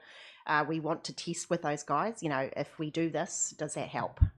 Because we're also conscious it's changing so frequently, so what they were experiencing 6 months ago could be quite different now. Okay, thank you, Bobby. So you're going to have updated figures for us for our May workshop, which is great, and it's been very interesting to have your presentation today. Tanya, are you indicating? Just one quick question, sorry. I mean, I've been listening here, so social housing, so because that encompasses everybody. Are we looking at social housing, or are we looking at targeted housing for elderly, for disability? Well, we've done some development recently with iwi, which I won't disclose on an open session because it's commercially sensitive, but we've decided to initially expand into the aged care area specifically because we know we've got an aging population, and we know that too many elderly people are sitting in large family homes where there's no way out for them. So if they come out, they don't meet our current criteria to get into ours. They don't get into Kaingaora because they've got too much equity, but they don't have enough equity to get into an aged care village where the buy-in price might be $400,000 or $500,000. So we targeted that because there's already Kaingaora doing their social, and when they say social, they really mean low-income families that are struggling, can't afford housing, or got changed circumstances. It's a fraught area to work in. Kaingaora staff will tell you that. If you try to develop a social needs cluster of housing, you just get resentment everywhere. Everybody wants it, but nobody wants it in their back patch. So Tom and I have talked about that as well. But I suppose that looks at affordability and quality. Yep. Oh, quite rightly so. And Kaingaora is now identified. If you look at some of their plans going forward, they're building really good high-spec houses because they know they can't afford to be, for want of better words, creating ghettos. They're putting in some extra money, but again, potentially in Southland, half the cost of a quality house is actually the land. And this mindset that we've all got to have an eighth of an acre somewhere with gardens and areas to run in, a lot of the population don't want that. So we've got to think differently about how we provide that, or how we enable that to happen, I think, is what I'm saying. So can I just say from the chair, perhaps to sum up, the workshop is a holistic one, so we're looking at the whole holistic picture of housing strategy. We're not here just to discuss one small part of it, but to look at all the factors that are building into our problem. with as much information as we can garner, and it's good that Bobby's indicating there will be even more data that will give us more comfort for our May workshop, but certainly today was a holistic discussion of all the factors, and I think we've raised a great deal of them. Chair, could Tom. I ask a holistic question? Sure. It really is. It's a new Why question. not? I'm not relitigating anything. Bobby, you and I and Bex actually were at a meeting 2 or 3 weeks ago, which started talking about the data and very quickly morphed into a discussion about rough sleeping. And I think, you know, being holistic, Chair, I think that's something that we need also to be thinking about as a council, because, and Bobby, my question to you would be whether we have any numbers at all. But what came across was that there are a significant number of people sleeping in bushes, sleeping in cars, sleeping in Queen's Park. You know, and there seems to be, when that discussion, you know, came up, there was an awful lot of completely blank faces. Nobody's any idea how to deal with that. And I think as a council, that is part of that holistic discussion that we need to have. Bobby, have you got any comment on that? Yeah, through the chair. Yeah, that was definitely quite a confronting conversation we had, Tom. The answer is no, we haven't collected any data like that through this process. However, working with the community housing group, they're fantastic. So they're, he's gone, but they're the owners of that community housing strategy, which looks at vulnerable people, and that's certainly an area of focus for them. Okay, councillors. Just as a final reflection on what you commented on before about us being, but we needing to be holistic. I think when we take a holistic view, we end up where we were back in 2017 or 2019 when you did your section 17 review. We end up identifying a problem, but we just don't have the tools to get the solutions. And I think one of the things that needs to come out of the work we're doing now through Rhiannon and others is for us to know what we can contribute and not be sidetracked into what we can't contribute, and allow other players to come, but also to bring other players into the field who are not currently here that can help as well and think differently about housing. Because some of those stats up there were great about what people actually want. And you know, you talk about new migrants, they don't want a 3-bedroom house with a lawn to mow. They're just happy to have 2 bedrooms and to get on with life. So yeah, That's indeed a point that after the holistic discussion, we very much focus on what the council is capable, equipped and able to do. So on that note, councillors, how are you feeling about the need for a 5-minute break, or do you want to go into our next presentation, which is Jonathan on our effectiveness report? Would people like a 5-minute break? yeah, we'll get a couple. Seeing nods there, so 5-minute break, and if people can take the 5 minutes as absolutely gospel, and I will call you back in 5 minutes. Good luck with that. Thank you. Thanks to those on live stream. We will be back very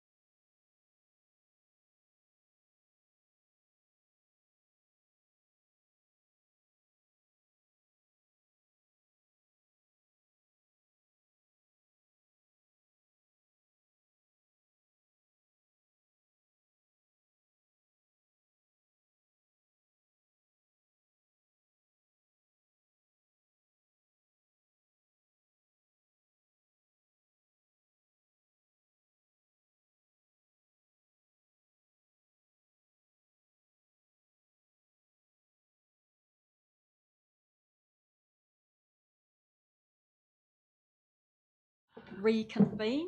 Thank you for the live streaming being back on. We are reconvening. And Jonathan, you had a presentation on the effectiveness report to give us. Kia ora everyone. So I'm Jonathan Shaw. I'm the interim group manager for consents and compliance. Before I launch into it, I thought I'd just give you a little bit of perspective about the area that I operate in. So I deal primarily with the Resource Management Act for planning and Building Act for building, obviously. I'm fortunate in the areas that I operate in that they offer me a degree of black and white. With building, our primary purpose is to ensure that buildings are safe for people to use. Obviously, with planning, what we're looking to ensure is that people are free to enjoy their environment with as few adverse effects as possible. We don't generally distinguish between social housing and housing, particularly with building. We just keep it to housing. We recognise buildings, but they must be safe for their end user. So I do have a foot in that camp as well. And obviously, with the district plan being our primary way of implementing the RMA and setting the rules and regulations for the district, there is the potential to feed in council and the community strategy towards housing via that. So with that in mind, we commissioned Rationale to do an additional piece of work for us. And so the background to this is, listen to the conversation around the table. There's clearly a direction being set by central government. And it's looking at the ways that people are now living and how they predict that people will live in the future. And they've introduced two national policy statements. The first one is National Policy Statement on Urban Development, how they believe that urban areas will actually start to change and develop. And obviously, in partnership with that, we have the National Policy Statement on High Value Soils. And it's clear that the purpose of that is to go hand in hand with urban development and suggest that we now start to come in and go up instead of out and about, as it were. Some centres that will apply more pressure in some centres than others. We are relatively lucky in this area in that it's not applying as high a degree of pressure as, say, some of the main centres. We're also a third tier council. Some of you who were here in 2021 may remember the paper that came up regarding implementing some of the NPSUD, which was to remove car parking. So if you're providing buildings, you're not necessarily required to provide car parks for them, other than accessible car parks. Implications of that are obviously quite strong. It's anticipated people will need to live differently. The car may not be such a feature. It has resulted in, I've heard anecdotal evidence of fistfights in Hamilton over car parking spaces in residential streets, and front gardens in Auckland being torn up and turned into concrete pads for parking. So what we're starting to see is a real shift in the way we live. So one of the reasons that we commissioned this additional piece of work was because we wanted to see how our current district plan was set up to enable development over the coming years, because as I mentioned at the previous workshop, it's a relatively young district plan. It was enacted in 2019, so we wanted to get a benchmark for how we're doing, but also we wanted to compare it alongside the National Policy Statement for Urban Development, because central government will assess how we deliver against that. Not as quickly as Tier 1 councils, obviously, but we will be asked questions. So the report actually came in at the 11th hour as we were preparing this. We only received it last week. So we're still unpicking ourselves. It will be made available to you after the presentation. What I've done is I've drawn for my slide the summary points from an executive summary. There is a fair amount of information in there. What it can, similar to some of the stuff that Bobby's touched on, the information, the conclusions that they've drawn have been based on the information we provided them. Some of it in regard to infrastructure capacity was provided at the last minute just before Easter as well. So it's based on what our assumptions are. So if we just deal with the points, because I don't want to linger on it for too long, because you probably will want some time to digest the document later on. So what they've identified is dwelling capacity in Invercargill has been growing slightly faster than the population, with an estimated 1,670 new dwellings. The good thing is what they're saying is under the current district plan, our total feasible capacity for Invercargill as a whole is estimated to be 27,500 dwellings. So we've got capacity for an additional 6,700. That's under the current district plan and also with the current infrastructure as we understand it. Obviously, they've got their growth projections, which they're suggesting there will be a low to medium scenario, but they say that under the high scenario, it would require about 5,000 dwellings, and this is by 2052. I need to just add that caveat. So overall sufficiency in Invercargill has been assessed as being adequate for up to the high scenario. However, I think the sticking point, and something that Bobby identified in her presentation, is we're identifying not necessarily the housing types that people are actually looking for that are going to deliver what people want. Looked at sufficiency in central areas of Invercargill, again going back to the National Policy Statement for Urban Development. We anticipate people will need to come in, and we will need to start looking at central city living, and that there will be a demand for that. And what their surveys highlighted is that we're likely to need an additional 800 dwellings in order to entertain that. So I think the good news is, based on the report, what they're saying is that yes, we can accommodate it, but changes will be required in order to accommodate that. What I'll share with you is that the two key changes that they've suggested is that we reassess the district plan in regard to medium density housing. It's been mentioned already. There's a 2,000 square metre minimum lot size in order to undertake medium density. We haven't had many developments who have taken advantage of the medium density, primarily because it's hard to acquire lot sizes like that. So there's some work to be done around scoping that to see if that's feasible. One of the reasons that the lot size has been set like that is to try to prevent encroachment onto neighbouring lots, because if you imagine medium density housing at the start, you are inevitably going to end up with it in pockets, and it's likely to encroach on people who have larger sections, and it's a significant change, it's a significant shift in the way people are living, and change can be quite scary for a lot of people. So the other part that they have also suggested is that we revisit the zoning for the central city and potentially rezone a couple of small blocks to the northeast, I believe, to make them available for residential housing. So I think that's probably the potted version of the effectiveness report at this stage. As I say, it came in quite last minute. So we're still unpicking the information, and as Bobby said, we also do need to look at the assumptions that have gone into formulating it. One of the things that we do need to carefully look at is, are our infrastructure assumptions correct? Have we got sufficient infrastructure to service that number of dwellings? I'm informed that we do, but I'd like to be sure about that. I think we can probably move on to the next slide, please.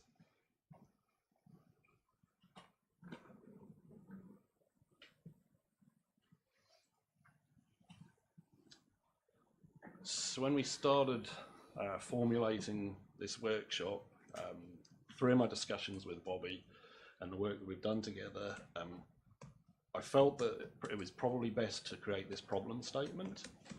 And certainly listening to the conversations around the table this morning, I believe this problem statement holds true. But I'd certainly be interested to know if anyone saw differently at this stage. Because I think what we can take out of this is that essentially we have an issue with we potentially need more houses built more quickly, that are more affordable, but of better quality, and that's a real challenge because essentially they're separate directions, and I think that I think the problem statement and identifying it that way really informs the rest, not only the rest of this workshop, but what we're really talking about, which is strategy. I don't think there's anyone here that thinks we don't have an issue with housing, but it's what our strategy will be moving forward and how we anticipate people living into the future. And that's going to be really challenging. Going back to what we're seeing as a central government direction on bringing people in and up, that's radically different from what we've known, particularly down here in Southland. Most people tend to aspire to the quarter-acre section. Potentially some people like even more space with lifestyle blocks, suggesting that people come in and condense. It's going to be quite different. The experience, serendipitously enough, Brands Building Research Association for New Zealand have just released their study on densification. And some of the cities that are leading the charge, such as Auckland, are starting to hit problems. And one of the key things they've defined is that the way it was laid out, which is actually similar to us, residential streets with lots with single property on, doesn't naturally lend itself to medium density. And they're finding that the shift to medium density is becoming quite problematic. All right, so with the problem statement in mind, and you may find it useful to refer to it later on. Can we look at the next slide, which is council priorities? So this is really a discussion on council priorities for housing in the district. With the previous slide in mind, what is it that council can actually do to affect these problems? What is it we can do to influence more houses being built at a quicker rate and more affordable, and also better quality? And I think it's a really open question. What I will say is, from the perspective of the Building Act and the Building Code, it's actually quite simplistic. Houses need to be safe for people to live in. The Building Code as a bar is quite low. It doesn't take into account it does have a nod to sustainability, but it doesn't take into account the long-term savings from having better quality housing in terms of the heating, having thermal mass that will absorb heat in the day and then reintroduce heat back in. We're still seeing very, very low numbers of passive houses. I'm not even sure I've actually seen a true passive house come across for consenting in Invercargill yet. I know that Southland is a base for making buildings from SIPS panels, structurally insulated panels.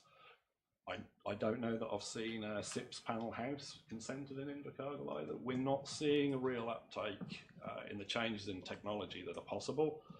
However, that's not to say they're not out there. We have had recent discussions with someone who is looking at building essentially a warehouse that will manufacture houses. They can do up to 12 on site, but they will still be standard timber frame houses. So there is the potential for a lot of innovation to change this, but the Building Act's probably not quite set up for that. So I'm happy to take questions. Okay, so I've got Mayor Clark and Tom. So, and Councillor Dermody. So, Jonathan, just one issue that seemed to be missing off there for me was climate change, and please don't quote me as being a strong advocate for climate change issues, but one of the things we learned out of Auckland and Hawke's Bay was that when you have normal intensity housing, which is not what you've been suggesting, the runoff of stormwater is significantly higher. So, an example they use in Auckland, if you've got 6 houses on a plot of land, it has one driveway in. If you've got 6 houses, each one has their own driveway, that minimises the ability of land to absorb excess water, which is one of the things that seems to be happening up north. It'll happen here somewhere along the line. I guess that was just one reflection. You asked a question about what could we do. Well, we could certainly free up land, which we can then target certain types of housing because we have control of it when we sell our land or make it available. We could change the rules around medium density. We could encourage private sector developers to go into certain parts of the sectors that Bobby was talking about before, and we can encourage tiny houses or the SIT type houses that are currently being built, more kit set houses, which makes them more affordable. But the other thing that was missing for me is that Rhiannon and I and some others did a survey recently about with the 18 to 30 year olds. Quite an easy exercise, although it took a little bit of time to get their view, and it would be interesting to know their view of where housing should be. Because in what Bobby was suggesting, there were lots of pockets of people, but it'd be interesting to know what that younger group see as their future. Are they interested in a city? Do they want a big plot going forward? Do they want lifestyle blocks? They'll want all of those, but where's the concentration for them? And it would be helpful to know that. So as Rangi said before, we don't set up something and go off in the wrong direction. I'm picking. See, Okay, thank you. looking across at Rhiannon so that she can nod and say, yeah, I can do that. I've got a comment here from Pam who has indicated she would like to say something. This might be a good time to bring that in. Absolutely, just from a youth's perspective and a first home buyer myself, to get in and working with first home buyers as well, we see a lot of them wanting, especially at the price point with the kind order and getting the grants for every year being KiwiSaver, a lot of us want to utilise that, especially if you don't have family help getting in. So what majority have been looking for is, you know, something that you can develop a piece of land, especially if you have the skills to do up. So the quarter acre sections are what they're looking for, maybe a lower quality house, but on that acre, and yeah, around that price point. But I've found a lot of youth myself, especially working youth, just don't know how to get in. They don't know where to start. We've had a lot of workshops, one coming up tomorrow night from Invercargill young professionals, and just workshops on actually how to get into the housing market as well. Thank you. Just ask a question with drone there. Sure. Yeah. So what you're saying is it's more important to youth to get in the market as opposed to where they get in the market, or location-wise, be it central or... Yeah. Yeah. They just want to get in but don't actually know how to get in. Yeah. Thank you. That's good. Great. Okay. Jonathan, you didn't... Just to speak to your point, Mayor Nobby, climate change, yes, you spotted my deliberate mistake there. One of the challenges is that both the Building Act and the Resource Management Act were constructed without necessarily considering climate change. They predate it. What we do know is that the proposed reform of the Resource Management Act will feature that missing third act, which is the climate change adaptation. We anticipate that will then start to put more constraints on how we develop. You raised the point in regard to stormwater. Some of the major centres that are doing medium density are discovering that as they start to spread out onto other green land within their centre, they're actually taking away stormwater retention. And we're starting to see more evidence of localised flooding as a result. So it's something that we have to step through very carefully. Yeah. And that was the mention you said as your intro to we need to start thinking about going up as opposed to spreading out. Yep. Right. Tom. Jonathan, the numbers that you show in terms of required house building over the next X years, I don't know if it's 10 years or what it was, but seemed a little bit lower than the numbers that Bobby showed, and it brought to my mind the fact that critical to any consideration of how many houses are required is what we assume the population is going to be. And I know that rationale, at least in an early version that I saw their work, assumed the population decline, right? Which, and I think it would be equally easy to argue that climate change, if anything, is going to increase the population as people come. So that ingoing assumption about, what's the population at Invercargill going to be in 10 years' time, drives these numbers. And therefore, I guess firstly, the question I was going to ask was whether these numbers are based on rationale's presumption about population decline, and if they are, whether it would be sensible for council to be thinking about a range of numbers depending on, what population might be, because I think I could argue equally easily, that population is going to increase over the next decade, particularly as a consequence of climate change. I absolutely agree. I've never been much for crystal ball gazing. Rationale, as I see it, are currently presenting us a position at this point in time. I would certainly like to dig deeper into it to understand that on the surface it looks optimistic, and they are basing this on the population remaining static, as I understand it. So yes, you raise a good point, and I would certainly like to dig into that to ensure that we're actually proofed for something, a different outcome, essentially. Thanks, Jonathan. Grant, I had you. Yes, thanks. A few questions just on that last point. If population's static, why does demand for dwellings go up? New dwellings? Again, good question. I think what they're saying when they indicate static. It will remain roughly the same as it is. People coming in, people going out. This is what they're predicting over. Bear in mind, this is up to 2052. So it's So either not growing quite- or it's it's static or probably- it's going backwards. Probably fair to say not quite static. They are So predicting slow growth. They are predicting a degree of growth, but yes, they anticipate it will be slow. Whether it will be, I can't say. Right. Okay. Yeah. Thank you. Yeah, because I think, to Tom's point, understanding the drivers of the population growth is really critical to how you establish the demand. And the other thing I think we need to take into account is a question around what percentage of the market are non-buyers. So, well, they will be buyers, but probably they're supported by agencies as opposed to their own capital. So potentially elderly as Nobby's talked about, and special needs, be that social need, those sorts of things. But people coming into the market, as Paris has outlined, and starting at the bottom and trying to grow their wealth and move through the market. Because I think that's really important around a decision that the council makes about housing needs to be determined around how do they want to shape the market. And if you look at the likes of Rotorua, government stepped in, tried to shape the market around providing housing and made an absolute problem for a lot of people. So, Invercargill's always been, in my view, a step-up market where young people can get in and then they can do just as Paris has outlined.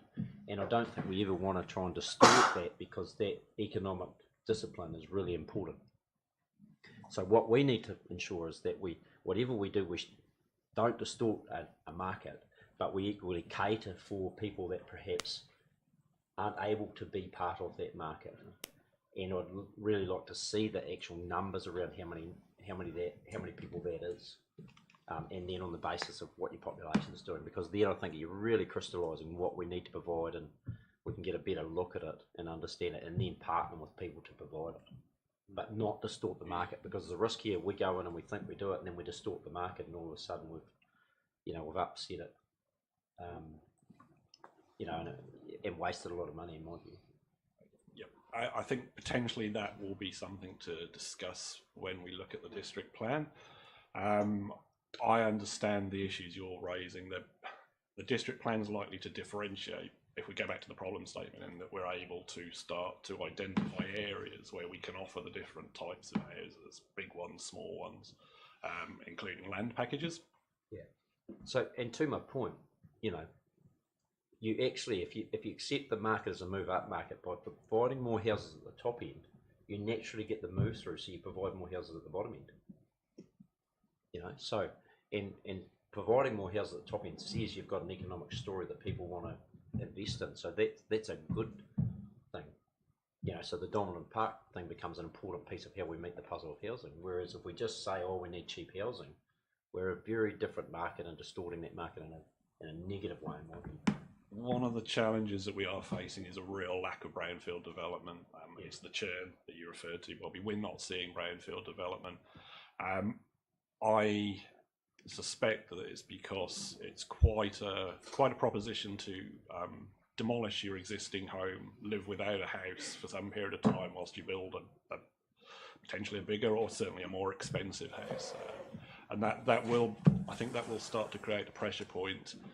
Bobby referred to the useful life of a house as being 100 years. It may come as a surprise that under the building code, the durability period is 50 years at the extreme. And a lot of people probably don't anticipate on renewing housing stock that quickly. Okay, councillors. From here, without wanting to make any decisions, there's probably two topics to discuss a bit further. The first is, what would success look like if we're looking at council priorities and housing for Invercargill, the region? What would success look like? The second is, what roles can council play?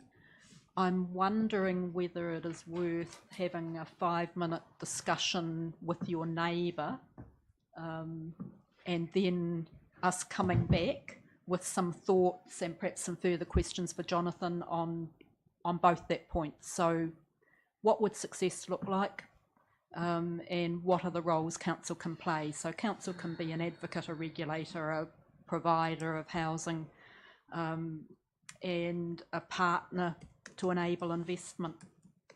So perhaps 5 minutes to talk with your closest partner, or I'm easy if you want to make it a 4 and 4 discussion. That's up to yourselves, and then we'll come back with some more thoughts and perhaps some more questions for Jonathan. Okay. So it's possible to See that 2017.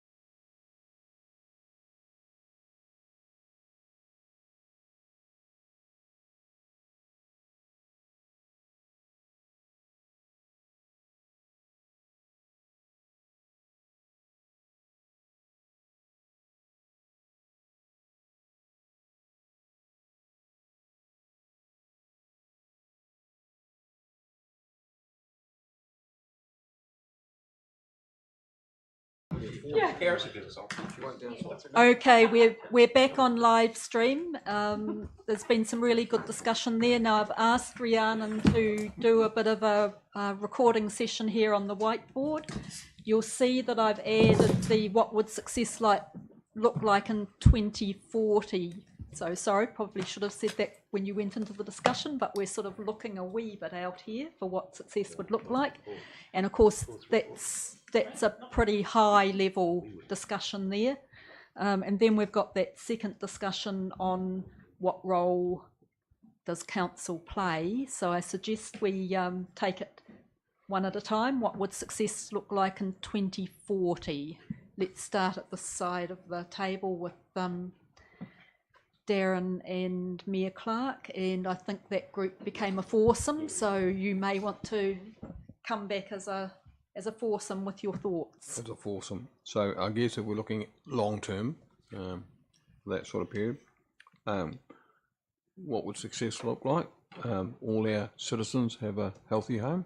Now this is Invercargill and Bluff we're talking about. Yeah, yeah, absolutely. Just We'll took have that for a granted. healthy home to live in. There's affordability at the bottom end of the market for the parishes of this world to get onto the housing ladder. Being mindful that people tend to change house on average about every 7 or 8 years. So once you're on the ladder, you can move. We've got some other ideas about what council's role should be, which is where we focused. Great. Okay, anyone else in that group? That's a good summary. Okay. So the other side of the table, Tom, you're... So I guess our discussion mainly focused on housing for the elderly. Okay. And therefore, and we'll come to, our role in that when we get to the second part of the question. But the first part of the question, we saw the objective should be, what success would look like would be a very low waiting list, say sub 20, as a waiting list for elderly housing. That'd be a metric that we could track. Another comment that we made around that is that we need to remember that, the elderly, I think, is a wave rather than a step, because, we're talking here about baby boomers and baby boomers in the next 20 or 30 years will be replaced by a much lower birth rate group of elderly. So I think if we were, let's suppose, this is about success again, I guess, if we did have that build to get to that point where we had a very low waiting list, then we'd emerge from that era, I think, from, if we did the demographic analysis, with a lot of houses that might become available then, say, for disabled or because there would no longer be that very much larger elderly group, because that wave would have passed through. And it's very easy, I think, to do the demographic analysis and that and, see when that would occur. But certainly by 2040, we should be through the baby boomer wave, unfortunately, because I'm one of them. Thank you for that. So from that threesome... The bit I'd add is that in 2040, success would be that we're not on our 5th report. And things are actually happening. Okay, and Trish, welcome back. You were a wee bit late, but was there anything? No, I'm quite happy. No? Okay. Panya and Peter, you were having a discussion we had there? a very in-depth discussion here. Good. So we think that our people that are born and or raised here on low incomes have a home that is affordable and warm, even though we support more elderly homes, and that we can't also make the assumption that when we free these homes up, that our people that are on low incomes can actually afford them. So there's sort of probably a combination of that, and we also support more homes for those with disabilities and mental illness. So that might be 2-bedroom housing for elderly, might be apartments in the CBD for single and young transient people, might be 3 or 4 bedroom housing for large families, and communal housing for special and mental needs. So that was us in a nutshell. Okay, and Peter. Yeah, can I just add to that and to what other people have said? We have a lot of elderly people in larger homes with larger sections, some living alone. got very little savings or investments. They're actually asset rich and cash poor. They haven't got the money, if they did sell up, to go into the likes of the Rowena Jackson or the Boopers. But if they were more modern, smaller, suitable, smaller, affordable for those people. I floated this away back in 2016 and it just didn't go any further. We had the chance of buying up Q Bowl, the old cycle track south of Invercargill, which the council owned at the time, but it didn't go any further. But if we can get something like that for our people, that will free up their current homes, and Paris mentioned it before, a lot of them will be older. They've been there for 50 or 60 years, these people. Would free them up for first home buyers. So that gives them a chance to get onto the market. So we'd be achieving two things if we could provide something smaller and affordable for the elderly that want out of their larger, older homes. Thank you. There, Rangi. Yeah, look, just about what Peter was saying, I'd have to disagree there, and I'm using my recently to see some others example when she got a bit frail for a house in Yarrow Street, 3-bedroom house. She managed to sell that on the open market, and then that money funded her to go into Rowena Jackson, and you go into the purchasing scheme where you get back 80% after you pull out whatever, and that was a very clean transition. And then they used your pension to fund the ongoing. So I actually disagree that if an elderly person does have an asset, a free home, at any time that value will take them into one of those other homes. If they've got that behind them, but there are people, elderly people that can't afford to live and have had to take out reverse mortgages. Oh, that's a different story. No, it's the same thing. There are richer people in older homes. You just said your mother could afford to, but there are others that if they sold up, they've got to pay back the reverse mortgage. No, but they're not asset rich. Okay. Sorry, let's not get too much in here. Just the clarity of asset rich. You can't use that word. I'm just clarifying. If you're asset rich, you actually own your house. If you have a reverse mortgage on it, you're actually technically not asset rich. So there is a slight difference here. So I'd just like to... Yeah, Rangi, okay. No, to sum it up, Rangi, you've given one example of an elderly person who was able to make that transition. Peter's indicating that there are others who can't. I think that is quite a fair summary. Grant, that was what you were going to say as well? Yeah, that there are different experiences for different people who perhaps in earlier times life choices were made differently or things happened income-wise which has left certain people in a situation where what Peter is indicating is a fair comment, and what you're saying, Rangi, there are some who are able to make the transitions, also a fair comment. Trish, did you have just a comment there? Moving on from what Peter's saying, I think sometimes it may be that people, those elderly people, may prefer to live in their communities where they are. So it may be a possibility of moving them out of their houses, building smaller houses on the section and moving them back so that they're still in their similar community. Just a thought rather than moving them away from their community. It's something perhaps we should consider. Okay, thanks for that. Okay, so the only thing I'm probably slightly surprised at was that no one indicated that success might look like building both up and out, but that's fine. I could suggest that we could build 2-bedroom housing for elderly and apartments in the CBD for single, young and transient people. Yeah, great. 3 or 4-bedroom housing. Thank you for that. Okay. We certainly get that point, but on the auction. On the other side. Yeah. Great. Okay, if people think that's a fair summary of our success by 2040, let's move to the other side there. Thanks, Rhiannon. What role can or does council play? So perhaps we can start with this side again. So we've got a range of things that we would like to encourage more medium intensity housing. I'll just say that slowly so you can write that down. Encourage transition away from the elderly being in, which is what Tom raised, being in 3-bedroom homes, so give them an alternative that's affordable. I'm not sure that market is open to that at this stage.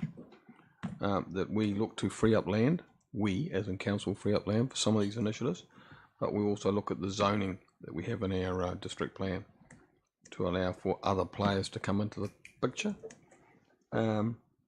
We could look for initiatives like a rate suspension for those that are currently building, but yet have an income from that building.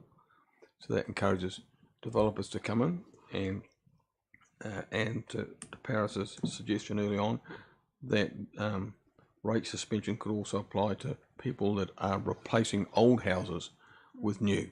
So while they're going through that exercise, they could have some incentive to take an old house off the market and potentially redo it up or knock it over and put a new one on. So that could be helped. That's designed at encouraging brownfields development. Yep. Right. Okay. And the final thing we had was the issue of the development of nodes, which is small pockets sitting within parcels of land in and around the city, or certainly around some of the suburbs. An example was the one at Windsor that sits in behind one of the commercial benches there, 3, 4, 5 units, small piece of land right in the middle of a mini CBD, where all the facilities are there. And that could target first entry, or it could also target the aged care sector as well. Okay. That's summary from all four of you? Yep. Okay. And this side, Tom, are you... So we talked about 4 particular roles. The first one, and we've already talked about it, a very active role in building small houses for retirees. And, you know, just to calibrate that, I mean, let's suppose we plan to double the number of houses, retirement houses that we have. We get 200 approximately. To build another 200 retirement houses would probably cost us about the same as a museum. Right, so I mean that calibrates it, I think, for people. We're not talking, to use a metaphor I've used before, we're not talking about climbing Mount Everest, we're talking about climbing Bluff Hill. Right? So that was the first one. Second one, you know, a little bit less active, but certainly we should be pressuring, I think, Kangaroa and central government to build more social houses here. As Bobby showed in her statistics, we have about 1/3. On a per capita basis, we've got about 1/3 the number of social houses of New Zealand as a whole, and you know that's a consequence of central government neglect, frankly. And we should, of all colours, well, and we should. It's also a consequence of some earlier central government decisions to sell existing social houses and not replace them, Tom. Yes. Yeah. So there is a need, and but you know, whatever that decision was, we've ended up with 1/3 the number of houses, social houses, on a per capita basis that the rest of the country has, and I think that's unacceptable. And a role for council, because that's what we're talking about, should be to be applying that pressure to Kangaroa and government, central government, to try to improve that substantially. Third thing was about planning rules, and you know, Jonathan has already talked about that. There are things that we can do in that area to encourage, for example, you know, central city intensification, you know, building of apartments. It might even be that we need to free up some land to allow that to happen. That may be another investment requirement that council, a decision that council has. And the fourth thing was about, and I must admit, I just wrote this myself, I never talked about it, but if we're going to have apartments built, they're going to have to be built to rent apartments, aren't they? And we just don't have that sort of industry in Invercargill, as I understand it. I don't think that's ever happened. Jonathan, has it? So how do we encourage people to come in on a build-to-rent basis? So Dan, you're looking as though it has happened. No. So if we wanted a 20, you know, apartment block of 20, it would need to be on a build-to-rent basis, and you know that's just not an industry that we have at the moment. How do we encourage that industry here? So they were the things that we said, but overlying all of that, and this is Rangi's point, you know, we absolutely must have a strategy, we must have a policy, we must have a strategy, we must have a plan. It's got to be focused, and we've got to be committed to deliver on that. Can it just be this discussion, and then it goes away for another 5 years? Thanks, Tom. Panya and Peter? We didn't sort of touch on this, but I do have to agree with what everyone has said. But I would probably just create a simple stage by stage process to get into to actually get into the market, but also a simple process in working through building consents and if you want to develop, because it's not a simple process. Thank you. Peter? Yeah, thank you. Just on what others have said, and you did mention yourself, Madam Chair, about you're surprised that someone had mention of going upwards, but Tom has since said about the apartments. We've got a great piece of land at 64 Tay Street, which is on the corner of over here where T.R. Stroud Jewellers were. Could put a lot of apartments there, a lot. I don't know what you put on the ground floor. There's probably enough retail around, but you could go up. Now, these type of apartments, I've seen them in Singapore and Japan. They're very successful over there. Maybe it is an answer for us. I don't know. Thank you. Rangi, you... Yeah, look, I'd just like to, again, it says what role can council play. Now, I think we've all talked about elderly housing. We are on the same page that that's our role, and we need to obviously encourage whatever government department is in charge of social housing and work with them.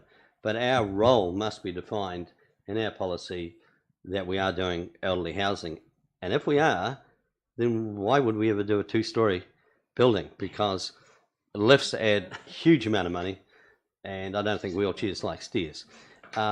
So that needs to, and if you're going to be building apartments, that's not us. That is social housing, good intensive social housing. But we've got to be clear on our strategy, what role can council play?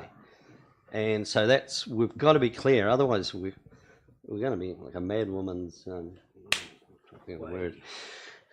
Grant and then Panya. Thank you, Chair. Just keen to understand what if we provide 200 new homes for elderly people. What do we do? What does that model look like? Are we owning the homes?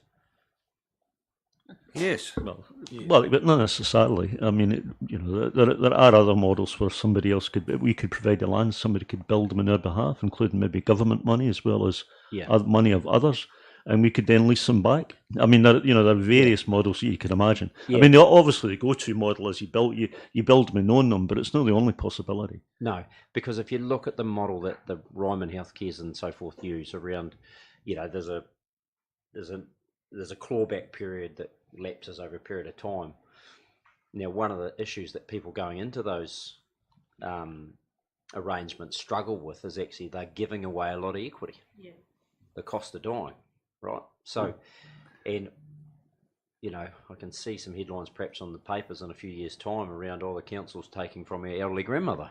So I think, however we construct that model, we've got to be conscious of how we'll be judged around if we are thinking that we're going to fund this through some mixture of payment weekly or monthly and a clawback on capital, how that's going to be perceived in our community. And I'm not sure it'll be perceived as well as it is in a commercial world, which is the commercial reality of the provision of that housing.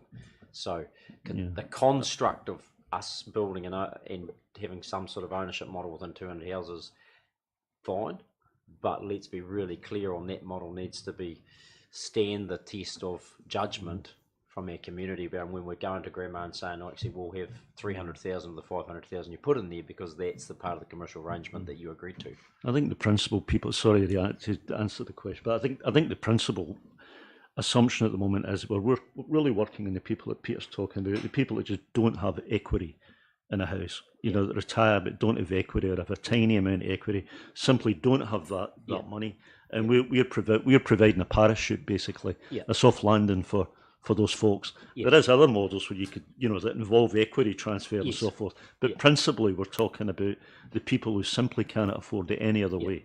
So therefore, we are borrowing that money to build that asset. So it's an asset. There's an equal portion on our balance sheet of debt and asset.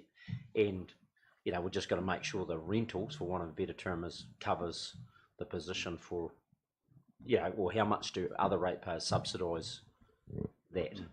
Exactly. Is where we have to. Thanks, Grant and Tom. That's obviously something to explore further. Panya, did you have a comment there? And I've got the mayor then. I just want to raise social housing again because I know it's not attractive and I know that it's got stigma with it. How do we make it attractive?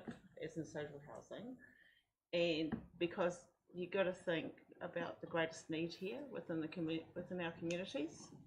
So if you put a social block, this is just thinking out loud, in the middle of Windsor, I know that that would probably cause some uproar, but how do we change people's mindsets as a council around social housing? Okay. How does the government? Yeah, so as a response directly to that, we've already got a government department that does that. We've also heard from Bobby that we're about 2/3 down on what we should be population-wise on social housing, or something around that figure. If we get into that area, one, it'll be a nightmare, I can tell you, and secondly, we give even more incentive for the government to put even less into Southland by way of social housing through Kaingora. The other issue that was the issue I was going to raise, which is what Grant was referring to, there are other options than just the equity stuff and the straight out we buy. There's nothing to stop us using some of our land that we've got available to encourage an aged care provider to come in. We could gift the land to the aged care person.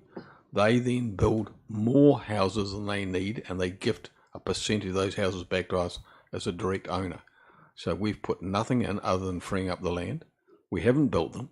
Then we've got more rental stock like we've got at the moment that we can have in the rental market much cheaper than they can rent anywhere else, without dissipating any equity they might have in their lifestyle. Because one of the other things that we sometimes miss is that we've got an unhealthy slice of marital breakups in that age group as well, and when that goes, the assets or the equity in any assets gets split both ways, and so people can get left with a house with a whole lot of poor level equity in it because they've had to pay out another partner to go, and we sometimes miss him as well. Thanks for that. And Grant. Yeah, the best way to deal with social housing is to look at cutting off the need for it. So economic development, and we've got to have an equal measure a desire to cater for those that aren't able to, or need support, but equally we've got to drive other parts of our business, economic development, Great South, all that other stuff, because we've got to have economic development, and that's how you cut off social need, is you enhance people's creative ability through education and that sort of thing to generate wealth. Rangi. Just purely a question about the current situation of where we are with our elderly housing. Can an elderly person, one person on a pension, afford to live in one of our houses? They can. We have a policy that it can be no more than 30% of income for rental in our units. No, cool. I just needed to know that. Obviously that clarifies a lot of things. And they get accommodation supplement as well. Yeah. So that all works. No, I'm just trying to, work out how it all fits in and works. Okay. Anyone got any other questions, or Jonathan, do you have any comments? Sorry, Tom. For me, and it goes to the problem statement that's on the board. I've not been picky about it, but that implies when you read it that there's actually a stable population that's simply moving through the stages of their life, and we need to accommodate for that, and that's true. But we've also got a very different community as a consequence of people who are immigrating here, who've got a different expectation with respect to houses, who've got a greater tolerance or desire, for example, for apartments. And I think it would be useful in that to try to capture that. It's not only catering for people moving through the different life stages, it's the fact that we as a community are actually changing. So you're suggesting adding in recognition of our increasingly diverse community? Yeah, some wording like that. I mean, thank you, Tom. Some time ago I went to a conference in Auckland, and opposite where I was staying there was about a 10-story building that were clearly one-bedroom apartments, and when I looked at it in the daytime it looked like every face coming back at me was Asian. So I went downstairs at one stage and had a talk to some of the people that were sitting outside the building. I said, is this just your first stepping stone to get onto the ladder? Oh, no, where we've come from, this is the normal living. We're quite happy to live in apartment blocks right in the middle of the city, don't need a car, can go out for nightlife, it's cheap and affordable. So we've got that demographic coming our way, I think. Okay. Thank you, everyone. Okay, Jonathan, did you have any other comments? I'll leave you a couple of three things actually. just to try and inject a hint of optimism into everything. Quick clarification for you, Councillor Dermody. Page 27, I've delved into it. So the growth predictions are that if we remain roughly static, we'll need extra 600 houses between now and 2052. On the high end, they're saying 5,000, 5,500. What they're essentially saying is that we're covered either way with the current district plan and what we have available. I'll just draw your attention to the maps at the rear of the room that were put together by our GIS mapping team. They show residential vacant and bare land that is potentially available. The block to the lower right hand of the corner of the big map is obviously Tapuaway. And it's probably worth bearing in mind that Invercargill City Council actually adopted the plan change as their own to enable that. That's 600 potential houses sitting there. And obviously the map on the left is Bluff, and we can see there's some pockets there. So what I really wanted to say is listen to the conversation. I think there's some real optimism here. The only thing we're lacking is strategy. I think we're right on the cusp. It's always the hardest part of any journey is always overcoming the inertia, but I think that we're really close. And I just have to do a really shameless plug for something we discussed at the last workshop, which is regional spatial strategy. That's what I see that we're missing, a spatial strategy for Invercargill that feeds into the regional spatial strategy. We know the RMA reform is going to impose a regional spatial strategy on us. I'm seriously pushing. If when you see me you think of nothing other than my irritating accent, I'd like you to also think of regional spatial strategy, because it's something that I'm pushing really hard at the moment. Not that above or below the accent. Thanks for that, Jonathan. Rhiannon, have you got anything to add from your perspective? So we'll be able to build on your thoughts after lunch when we've got some more opportunity to think about Council's role, but now it might be nice to welcome our guests come and talk. Right, thank you. Now we've got Rebecca and Sharla, who have been invited to give us a tiny homes presentation and have both travelled some distance to be here in person. So they do have some slides, and they've told me their slides are going to be about 10 minutes, and then we'll have time for questions and some discussion. So feel free to take things from here, both of you. Thank you. Hi, I'm Sharla. Thank you to Mayor Clark for the invitation to come down. So I'm going to kick things off, and I just thought I'd do a little intro of who I am. So I'm the Director of Collab Developments. We run the Tiny House Expo, a website called Landshare, and another website called the Tiny House Hub. So what I'm going to share with you is just a little bit about what we do and some stats that we've put together through our event and our websites to kind of give you some information on who the tiny house community are. Not working? Not working. Okay. So back in 2017, I actually founded the Tiny House Expo after starting my own tiny house journey. We kicked off our first event with 70 attendees, and now we are at roughly around 10,000 attendees per event, which just shows how much growth we've had in the industry. It was also through this event that a group of us got together and we founded the Tiny House Association. We could see that there was a need to work collectively together with government agencies on the legal issues that we as a community face around tiny homes. And also we identified that there were a lot of people buying and building tiny homes that don't own the land. And so we created Landshare, which is a free platform that connects tiny house owners and landowners wishing to lease land to each other. And it's been hugely popular, especially since the interest rates have been going up. We've seen a huge demand of homeowners leasing land in their backyards to help offset the cost of the mortgage increases that they're facing. And then the Tiny House Hub, we put together a list of the top questions people are asking about tiny house living in New Zealand. And we wrote a series of free guides that cover all the topics. Our biggest ones are the council guide and the legislations that apply, and also a guide for landowners to guide them through the legal things they need to worry about, because when you lease land for a tiny house, you're not actually covered under the Tenancy Act.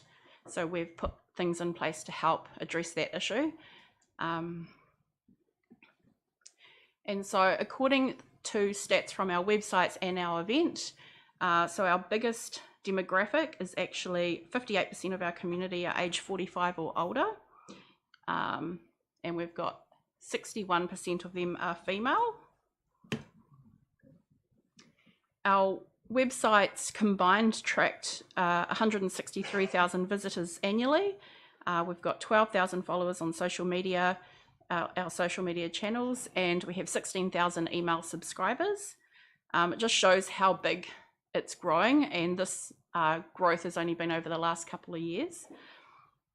And so next I'd like to introduce you to the 10 personas that we've identified that make up our community, because quite often there's a big misconception of who are going into tiny homes and their reason for it. So first we have single parents. Usually there's been a marriage separation and they're finding it as an affordable way to have a family home on a single income. We have young professionals who are trying to get into the property market and using tiny houses as a stepping stone into buying a traditional home. We have one of our biggest demographic is the retiree couple, and they are selling the big family home, buying or building a tiny house to put on family land, to be close to family, free up equity to fund their retirement. And quite often they end up in motorhomes and spend summer months travelling around New Zealand and the winter months at home around family, or if they have medical issues, they've got a base to stay back to for medical treatment. And then we also have the downsizing solo retiree. Usually they have had a bereavement or a separation and they're facing retirement on a single income, and so they decide to downsize to help fund the cost of their retirement. We've got the modern family. We see people using them for iwi land. We've had quite a few young ones DIY building as an affordable step in. We see a lot of travellers who travel overseas 6 months a year and New Zealand 6 months a year, and it's a affordable, low maintenance, secure home they can lock up and leave.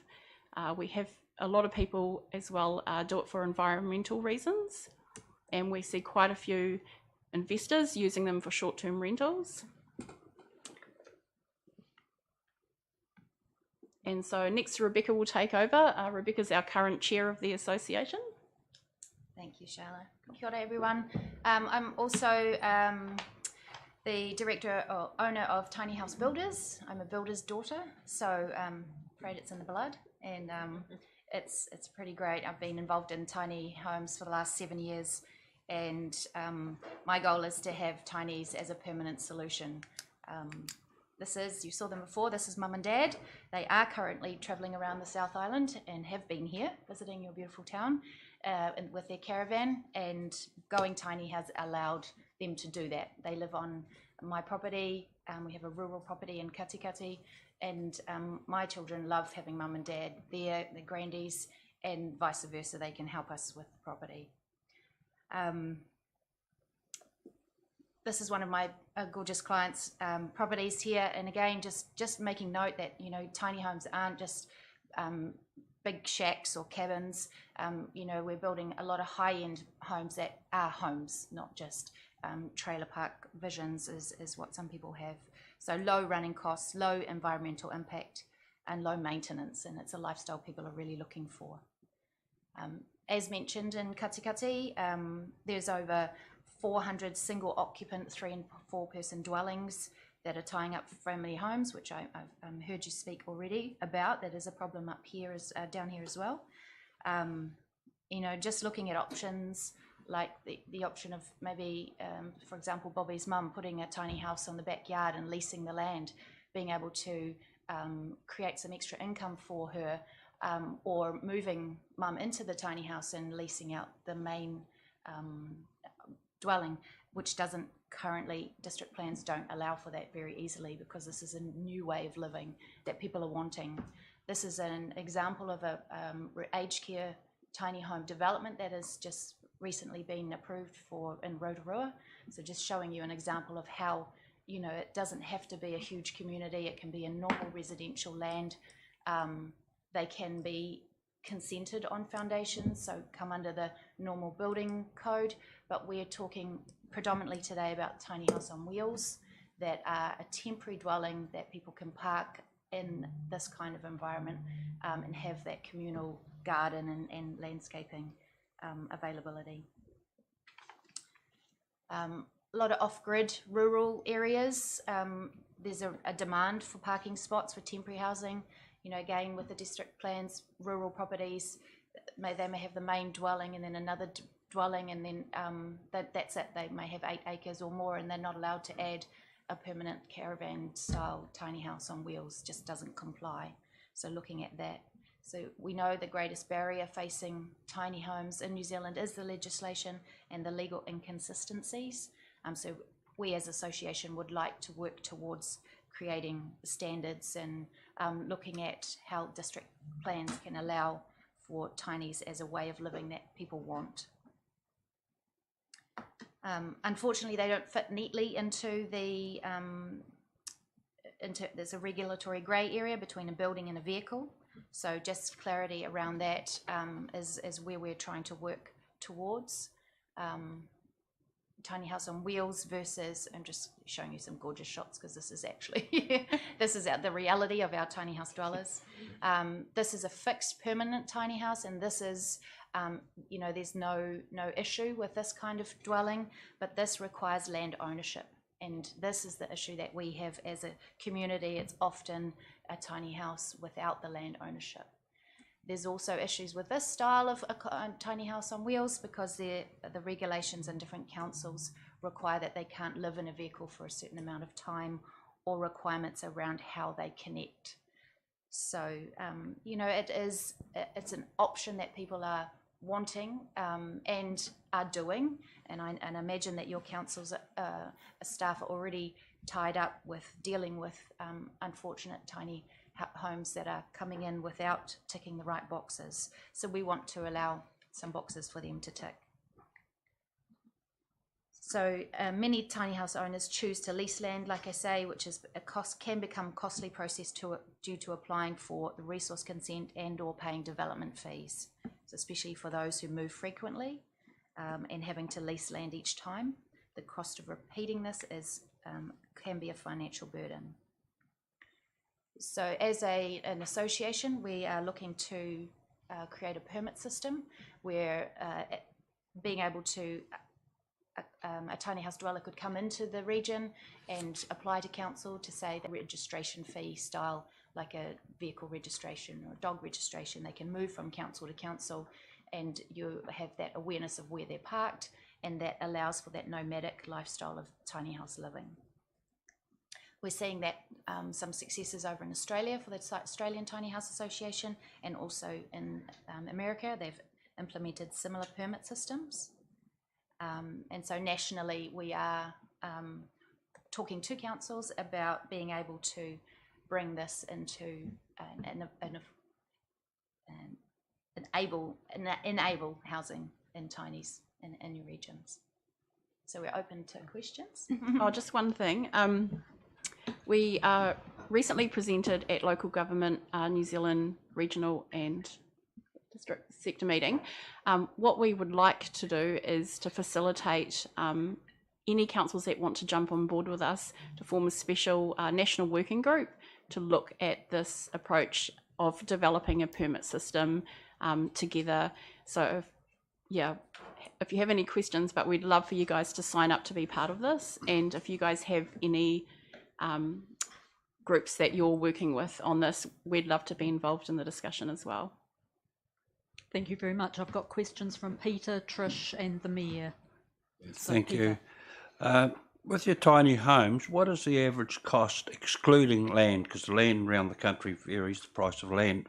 What's the average cost of a tiny home? Great question. It does depend on the builder and what type of quality they're building. We're seeing them range from around 180,000 right up some of my super high end with everything in them, furniture, appliances, trailer. They just bring in their clothes up to 250. So there's a big range depending on the quality as well. We do have some of the expo though, they're around 65,000. So at the lower point, around 65 and up to what you're building. Yeah. Did you say 65? From 65, thanks, but a lot of the more high end ones that we've shown today are more 180 to 250. Yeah. Thank you very much. So when you give those figures, are you talking about the transportable or the fixed? Tiny house on wheels. Yep. Yes. Okay. So And what that's a the very same with the 65,000. I'm talking of the fixed ones, not wheels, the permanent ones. It really varies. There's cabin builders building consented dwellings as cabins from very low numbers, and then also higher end. So but you wouldn't be going anywhere. 200. You would be top end essentially. Yeah. Thank you. Thank you, Trish. The one you showed us in Rotorua appeared to be they own the land. Is that correct? No, so that one is a aged facility community group that have purchased the land and the tinies and are then leasing back. Right. But are they fixed? Those ones are fixed. So that's a way that we could use there. In that's a high density zone. Yes, so you could do that. But that's also that is something that's a very easy transition again around what you're looking at. The other thing is if council's got land, there's no reason you couldn't lease the land to a tiny house to bring in and say, here's your parking spot.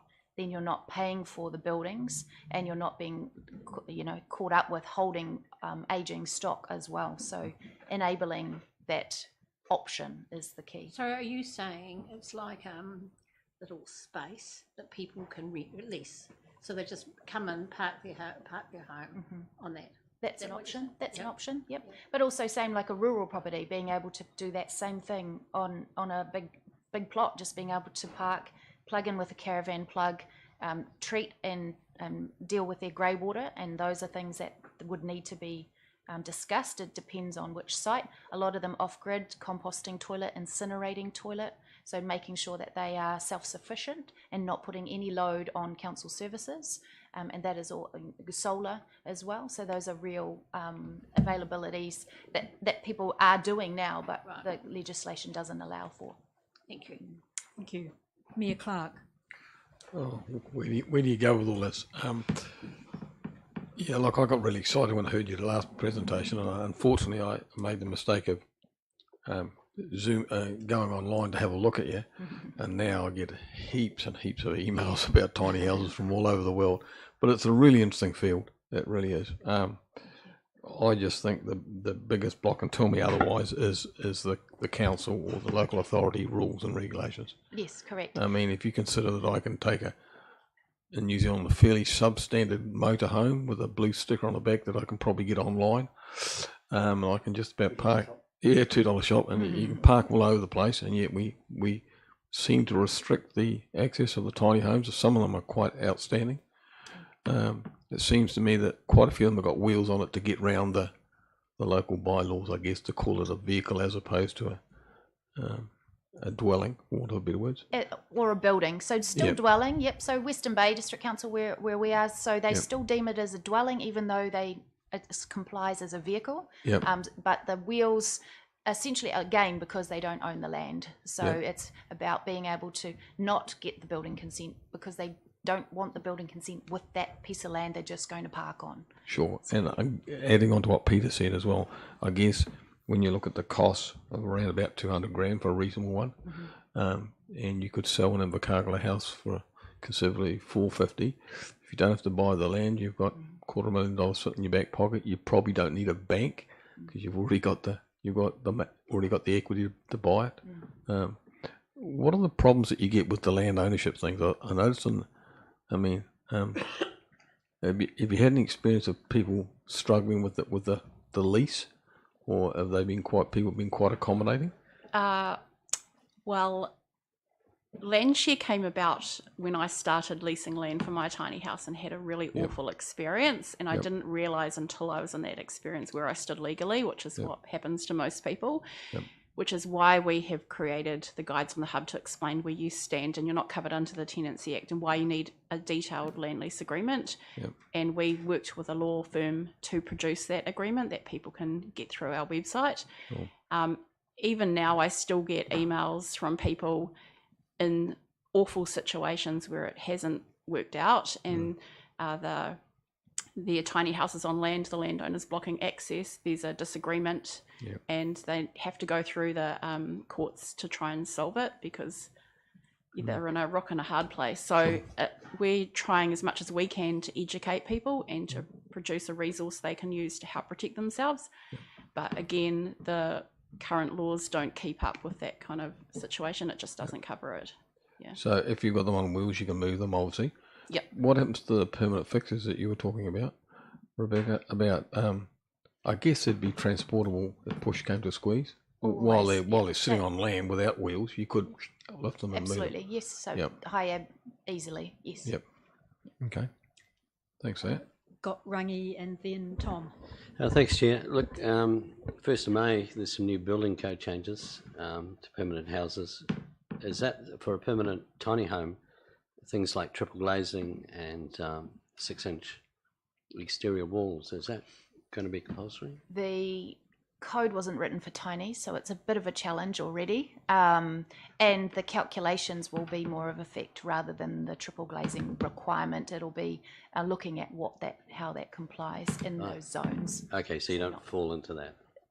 As a building consented tiny house on foundations, yes. As a tiny house on wheels, No, I'm talking about the ones on foundations. they will need to comply if that is the requirement, although we are working with MBIE at the moment for alternative solutions to look at being able to say, well, this isn't a normal building, this is a tiny house on wheels, so the insulation calculations need to be looked at differently. For our 1.5 stories, stair riser heights, etc., are all something that we're working on with MBIE. Hopefully, cool, because it doesn't make sense. It's going to be smaller. That's right. Yeah. So it's already tiny. It's already It's going to be petite. Okay, thanks. Tom. So my question, and maybe I just don't get it, but how is a tiny house on wheels any different from a caravan or a camper van? It's a great question. It's not so much how it looks or feels, it's actually around the purpose. So the idea with the caravan is that it's mobile, it's more aerodynamic, and that is and lightweight, where a tiny house on wheels is more for permanent living and built as close to the building code as possible. Sorry again, but is the purpose of the wheels just to bypass the planning rules? It's to look at that as a vehicle rather than a building. So yes, I think the building, if it was able to be placed on as a skids, for example, some builders don't put the wheels on; they just have it as a transportable. But in majority of councils, as soon as it's on foundations, it's a building and needs a building consent. Okay, and the size range for tiny home? Generally, well, the biggest, so we stay within the vehicle guidelines again, so that is 12.5 metres maximum, including the drawbar, and 4.2 off the ground while in transit.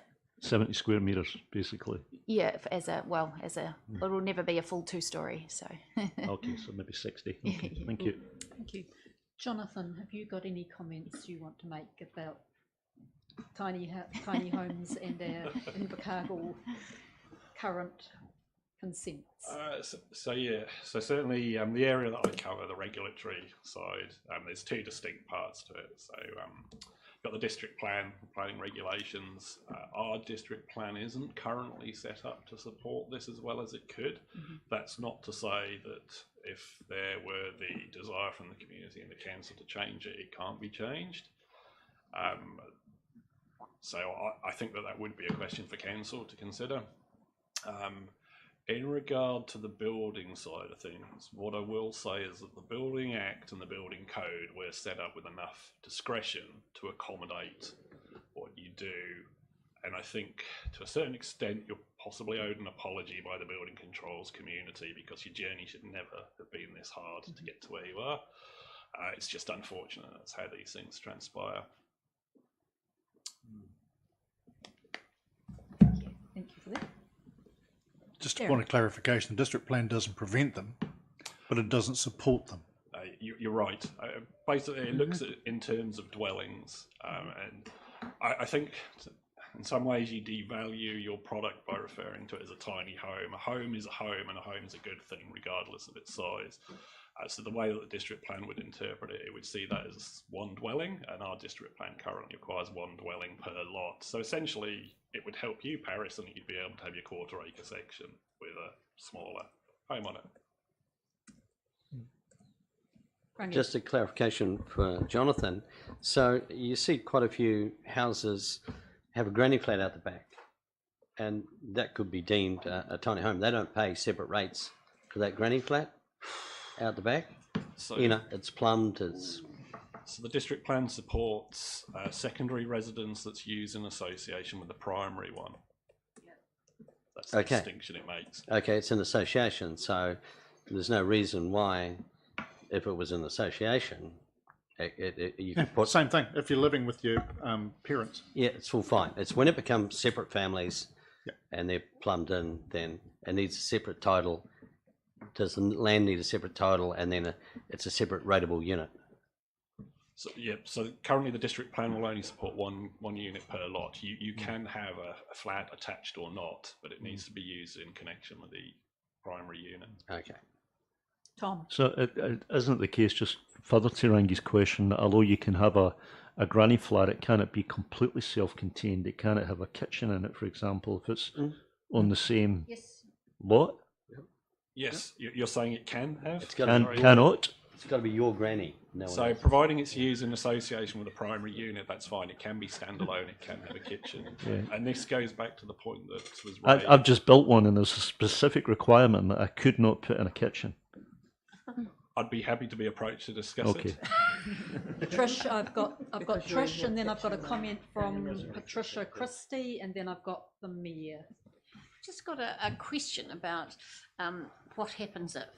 So if your parents sell the land, sorry, if you sell the land, sorry, what happens to your parents? So that's a discussion that we have, and Mum and Dad have said prior, if we were to move, they would bring the tiny to somewhere they would either lease land if we decided to go apartment living or leave the country. But otherwise they'll come with us, and we will find a property that works for them. But you know, that's in the best world, isn't it? Sure. Yes. You know, it may well be it doesn't work that way. You know, and it's possible that the people who own who lease the tiny house on the land are disadvantaged. Not necessarily, because they'll be creating an income from it. So they might say, okay, you're going to be able to lease a year, and we're going to have confirmed site for you. And they may know that in a year's time, just like you would a normal rental property, that you may need to move. And, you know, your rental property, you're in the same position. Right. So in effect, it's like a rental property. Correct. That makes it clear. Thank you. Thank you. Although you're only supplying the land. Yes. Yeah. And potentially service connection. Yes. Thank you. Patricia, you had a comment to make.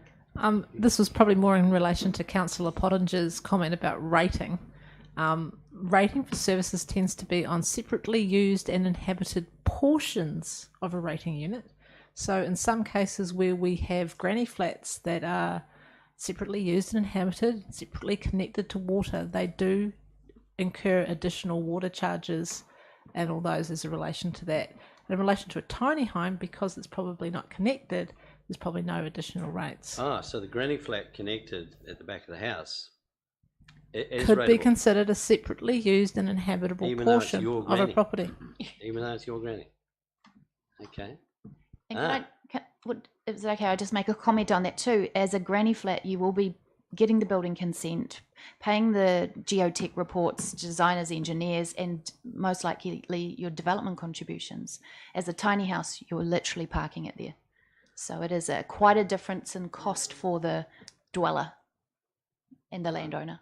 Can I say one thing too? Like with Rebecca's situation, if she's brought, you know, the lifestyle block, which was a 3-bedroom home, and then they've gone through the consent process and put the tiny on, they've raised the value of that property, and so it means that quite often it's not achievable for first-time buyers coming into the market, because it's now a lot higher value property, where if, you know, it was a tiny house on wheels that didn't need to go through the same consent process to be titled to that land, if the situation changes, they could move the tiny house and it's still a 3-bedroom property and it's at a lower value, which, you know, is more achievable for people trying to get into the market. So it allows flexibility depending on the lifestyle or the stage people are at in their lives. There's flexibility around that, which there currently isn't if you have to fix it and title it to the land.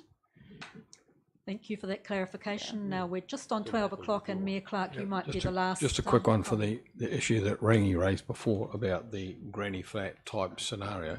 And we had a case in Otatara last year where a landowner had mum and dad, grandparents living on a secondary house out here, did have all the facilities. They then passed away, and so the primary landowner rented that out, and I think council just turned a blind eye to that.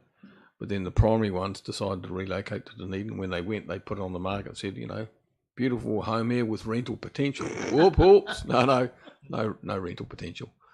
So they got unstuck with that, where they had to reclassify that secondary part of the land with the second house on it as a separate plot. So it is fraught with problems, and you do need advice if you're getting into this sort of area. That's all I can say. But it's an exciting area. Okay, thank you for that. Fraught with problems probably sums up a lot of the housing issue. Thank you very much to the two of you for your presentation and the very clear answers to questions. It's been a very interesting presentation. Thanks for having us. Yeah, thank you. Thank you for travelling. Cool. You didn't travel in a mini home, did you? We flew on a plane. Okay. Councillors, remarkably, we have reached 12 o'clock, and unless anybody is going to indicate that they have anything further they would like to add to the discussion at this point, I will call this part of the workshop to a close and say thank you to those who have been in attendance on our live stream, and